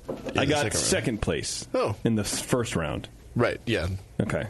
Sorry. It's all right. Oh, you're living 2 months just ahead. get your ribbon. I saw that it came out. Mm-hmm. Nice. I did, and I threw it on the floor because I didn't give a shit about it. Yeah, I like that. You're a baller. So I tweaked this out a little bit, and I like reduced some of the British crystal in it because after like a month, it was too toffee, and I didn't dig on it too much. I just backed it off a smidge. And Are you noticing a difference in this? I am, yeah. In the body, it's definitely. Definitely. And it's about 2 weeks from now is when this will be judged, right? Probably more like 3 because NHC is like the 15th, and I think they start judging like the 13th or 14th, maybe. Okay. So it needs some more carbonation, obviously. I mean, I didn't really do a very great job. I purged this giant growler, and then I filled it like 3/4 of the way, so... Oh, that didn't help. Yeah. No, it didn't help, but I didn't know what else to do. It was already clean. I was like, oh, it's like 4:30. I'm like, fuck, I got to fill that. I got to bring some of this beer. So, I don't know. The flavor definitely is different. It's different, right? Yeah. Is it better different, or is it different? Because those are different. Very different, actually. Yeah. I think how... Because I still have time to rebrew. I was wrong. Yeah. Oh, really? Yeah, I guess don't 3 know. weeks. Yeah. Why not? Actually, I got to ship it out next week. How I thought the first one was maybe a little bit too roasty and too strong in the roast character. Yes, Warren. Don't break my heart. My achy breaky one, dude. I mean, I was wrong because it made it to the second round. It's true. But I think it's too much. the other way. You think I backed off too much? More roast. Yeah. What was the category it won? Oatmeal stout. Oatmeal stout. Yeah. Got it. Yeah, I get it. It's very, very milk chocolatey. Yeah, definitely oaty. You definitely get the oat. You get that? Yeah. Okay. I wasn't sure. Tasty, what do you think? Yeah, it needs more roast character, more stout. You think it needs more roast character? Yeah, more roast. Okay. Yeah. Think it's a function of the... Where's the beer at? Have you packaged it first? No, not at all. Not at all. I just fucking kegged it like Wednesday or whatever. Thinking Sinmar? Or make a tea of some, like some roasted malt. Drop it into a couple 12-ounce bottles. Experiment with some drops. Okay, you think so? You think it needs that much? Well, I don't know. That's just my opinion. Yeah, that's Warren has a similar opinion. He thought you backed off on the roast side too much. Did you say roast or did you say caramel? I didn't touch the roast at all. You did? Oh, really? No. Yeah, no. I just bet. Oh, did I? Fuck! I may have to counter that. Because I thought if I just dropped the crystal malt instead of like 70-80, I went like 50-60. And a little bit less and a little bit more Crystal 15 to kind of just, not drop it entirely. But I think I may have dropped the roast a smidge because I didn't want, the absence of the crystal to let the roast shine through too much. Doesn't take much. It doesn't take much. If it was like 8 ounces and you backed it down to 5, that's a significant change. Yeah. Well, this is on the Pico brew, so it was like something like those kind of numbers. 0.0 something of whatever, right? Yeah. Yeah, I think it might be worth experimenting with some extract. Okay. Roasted extract in a bottle. Yeah. Or even in a pint glass, just drop a couple drops in. Well, Sinmar's just color, right? It doesn't really do any flavor? No, you got plenty of color. It's just more about the roast character. Yeah, they say it doesn't add flavor, but it does? It does. Yeah. Okay. Yeah. Barry, what do you think? You'll be honest with me. No, I think missing a little bit of that roast. That's why I think it's more. I think with an oatmeal stout, I think it should be a little more dark chocolatey and not milk chocolatey. It's really nice, drinkable, but I think you might be able to steep a tea with some, I don't know, either roasted barley or maybe even some, I don't know, carafa might add some more of those coffee notes in there. But that's what I'm getting. But it's still drinkable. I don't know if it's, I guess, stylistically oatmeal stouty. Okay. I like the reduction in Lovabond of the crystal malt compared to the first one. Yeah, I think so too, yeah. Because when I first had it, I thought it was really good. Like the first week or two, I was like, this is great. And then the toffee kind of came through a lot. I was like, this is not that great. Of the first one? Of the first one, right, yeah. Do you still have bottles of that? I think I may have one. I don't know. Because I was thinking, I don't know if you tried blending him. Yeah. I could. You got one shot. Right. Me and fucking Eminem, dude. Yep. Okay, well, I don't know. I wanted to share it with you guys and see what you guys thought. And I was excited to have you try it and give me your feedback. So maybe I'll check that out. I probably won't, though. I mean, I would still be happy drinking this. No, it's not. Absolutely. Yes. It's a great, well-made beer. Yes. It's just in terms of, the second round, they're all about style, right? They're looking for reasons to kick beers out, and they'll be up against other beers that have more roast character. Right. So you're going to taste more like a little more porter-like than maybe. Okay. Yeah, I would still put this in the mid-upper 30s, even in the oatmeal stout category. I can't get out of those I can't get out of those numbers in my beers. I'm also not a judge. Impossible. Yeah. It's real tough. It is? Yeah, I feel like judges are very... I mean, even when I'm doing it, it's... 41 is mind-blowing to me, and I don't know why we're not more generous going up higher, but I feel like there's like this magic threshold at 40 that people just don't... that the way I've seen it is people don't like to cross it. Yeah. Most judges realize if they've never had a 45-point beer, how are you going to be able to score one?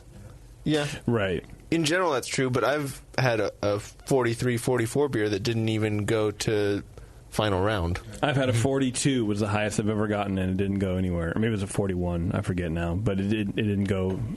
It didn't move on. Yeah, which fucking made me mad. Right. It's like, then what are we doing here? Yeah. Right. Yeah. What are we doing here? If a 36 can outpace me to move on, and I got a 41, you're a dick. Well, so that's why it's all relative to the judge. It's like, okay, well, so if I got a 43 and didn't advance, I want to see what the other score sheets were that did. Right. And were they 50s? I never, Like, I what never were they? understood that. Where, if you're in the low 40s and you don't advance, why? What's in play there is that you're when they score your beer, it's the first judging of the beer. Then in bigger categories, and it's true in a lot of the categories in the national competition, they have to do a second round, what they call mini best of show. Then it's like a best of show format. There's no score sheets. You're just drinking these 8 beers side by side in that category. And you're drinking your oatmeal stout against this other guy's oatmeal stout. And, yours might be a 41, his might be a 38, or a 32 even. And they just like his better than yours for whatever reason. So your score sheet says 41, but you don't advance. And so they're just literally tasting blind 2 glasses and just say, I like this one better. Yeah, mini best of show. That means that's what best of show format. Right. I didn't realize that was the format for mini best of show. Is blind tasting and you just pick the one you like better and that's it. First 3 you like. Yeah. Huh. Which is ridiculous how you can get a 32. I mean, I know you're just throwing That's it out how it there. happens. Yeah. Right. Yeah. But that does make some sense because judges' kind of scale is different. Someone might think average is a 30. Other people might think average is 36. And so there's a 6-point difference. Right. Yeah. Depends on the beers you get, too. Right, For instance, say you're doing stouts, right? That's when they do mini best of show. You might taste 8 stouts, and your best one is like worse than the other guy. It's like the worst beer in the whole bunch. Like all 87 beers. Yeah. And you advance it. Well, that's where it gets worked. It gets shaken out. Is this mini best of show? Right. Unfortunate. I think they should It's just not a give perfect system, but it's a system. Right. And it's hard to improve on it. How would you make it better? People are objective. Yeah. And then, frankly, if you could judge every beer against every other one, so you could take all 80 stouts in front of you, and you had a really good palate. But I like the 2-round thing. I think it's really a good way to do it. Yeah. We need more judges in order for that to happen. Well, usually what they do is they'll switch tables. Like you make advanced beers and stouts, but then you'll go do IPAs and do the second round of those. And then other guys come over and do that. They come over and do the stuff. Yeah, well, I think, especially with the Nationals, the hard part is you have people who don't know what the fuck they're doing judging the first round. Yeah. And then you have people who sort of know what they're doing judging the second round. Yeah, they're better in the second. That's the hard part. Yeah. I think would have helped though is I would have planned the recipe using Beersmith more. Probably. I think that would have helped me a lot. Yeah. Then you could see your percentages, and that helps. Then I could do instead of all that other shit. So check them out. Go to beersmith.com. Get your 21-day free trial. It's the best beer recipe software out there. Barry, is that what you're using? Holding up a bunch of stuff. Yep, that's what we use. We use Beersmith. Oh, nice. Yeah. See, look at that. It works for commercial breweries. It works for home brewers. You don't have to buy something new when you open your brewery that you want to do. So check them out, beersmith.com. They're good people over there. I know they're working hard to make sure that everything is working for you. So give them a shot. You won't be disappointed. Speaking of being disappointed, Warren, I think it's time to go. Oh, but that's not how I feel. Oh, shit. Well, that sucks. Yeah. Get better. Get better at being disappointed. Yeah, get over it. We're out of here. Yes. Okay. Are you ready to take us out? Yes. All right. Actually. Barry, thanks, man. I appreciate it once again for coming out all the way down here from Seattle. Thanks for having me on. Hanging out in our terrible, terrible area of the Bay Area, the beer wasteland. There's nothing to do. I'm sure you were bored out of your fucking tits the whole time you were here. I sat in a bed at the hotel and just watched TV. On the corner of the bed, I imagine, in your underwear and socks. Pretty much. Okay, good. That's what I would do, too. Soon Golden Road's coming, though. Yes, you have a reason they to come back. Right, yeah. Yeah, that's true. So again, thanks, man. The beers are great. And thanks to Dave from Flat Tail for calling in and talking about his trip for getting rid of his own cancer or whatever it is. All right, Warren, are you ready? Yes. All right. Thank you, everybody. It's been the session, and we are out of here. Thank you to our show sponsor, More Beer. You can get absolutely everything you need to make great beer at home by going to morebeer.com. And special thanks to Smooth Hands Barry for coming down from sunny Seattle to help share his tasty beer and told us how to spice up the fermenter a little bit with his peppers. I get it. That's a joke. It was a joke. Merge your love of Disneyland with your lack of engaging podcasts and go to earsuppodcast.com as JP, Terrence, Bevo, and Taryn talk about all things Disney. Get on Twitter for some good beer insight and homebrew info. Follow Nathan Smith at Nathan Homebrew, Mike McDowell at Tasty McD. Warren is stuck over at Another Beardy, and the great Beverly is crushing cyberspace at Bevo1. JP thinks Twitter is dead, and you should follow him on Instagram at Major Jip. Today's show was produced by Bevo, and your host was Jason Petros. Be sure to find the Brewing Network on Facebook, Twitter, and Instagram. Just comes up my sky and when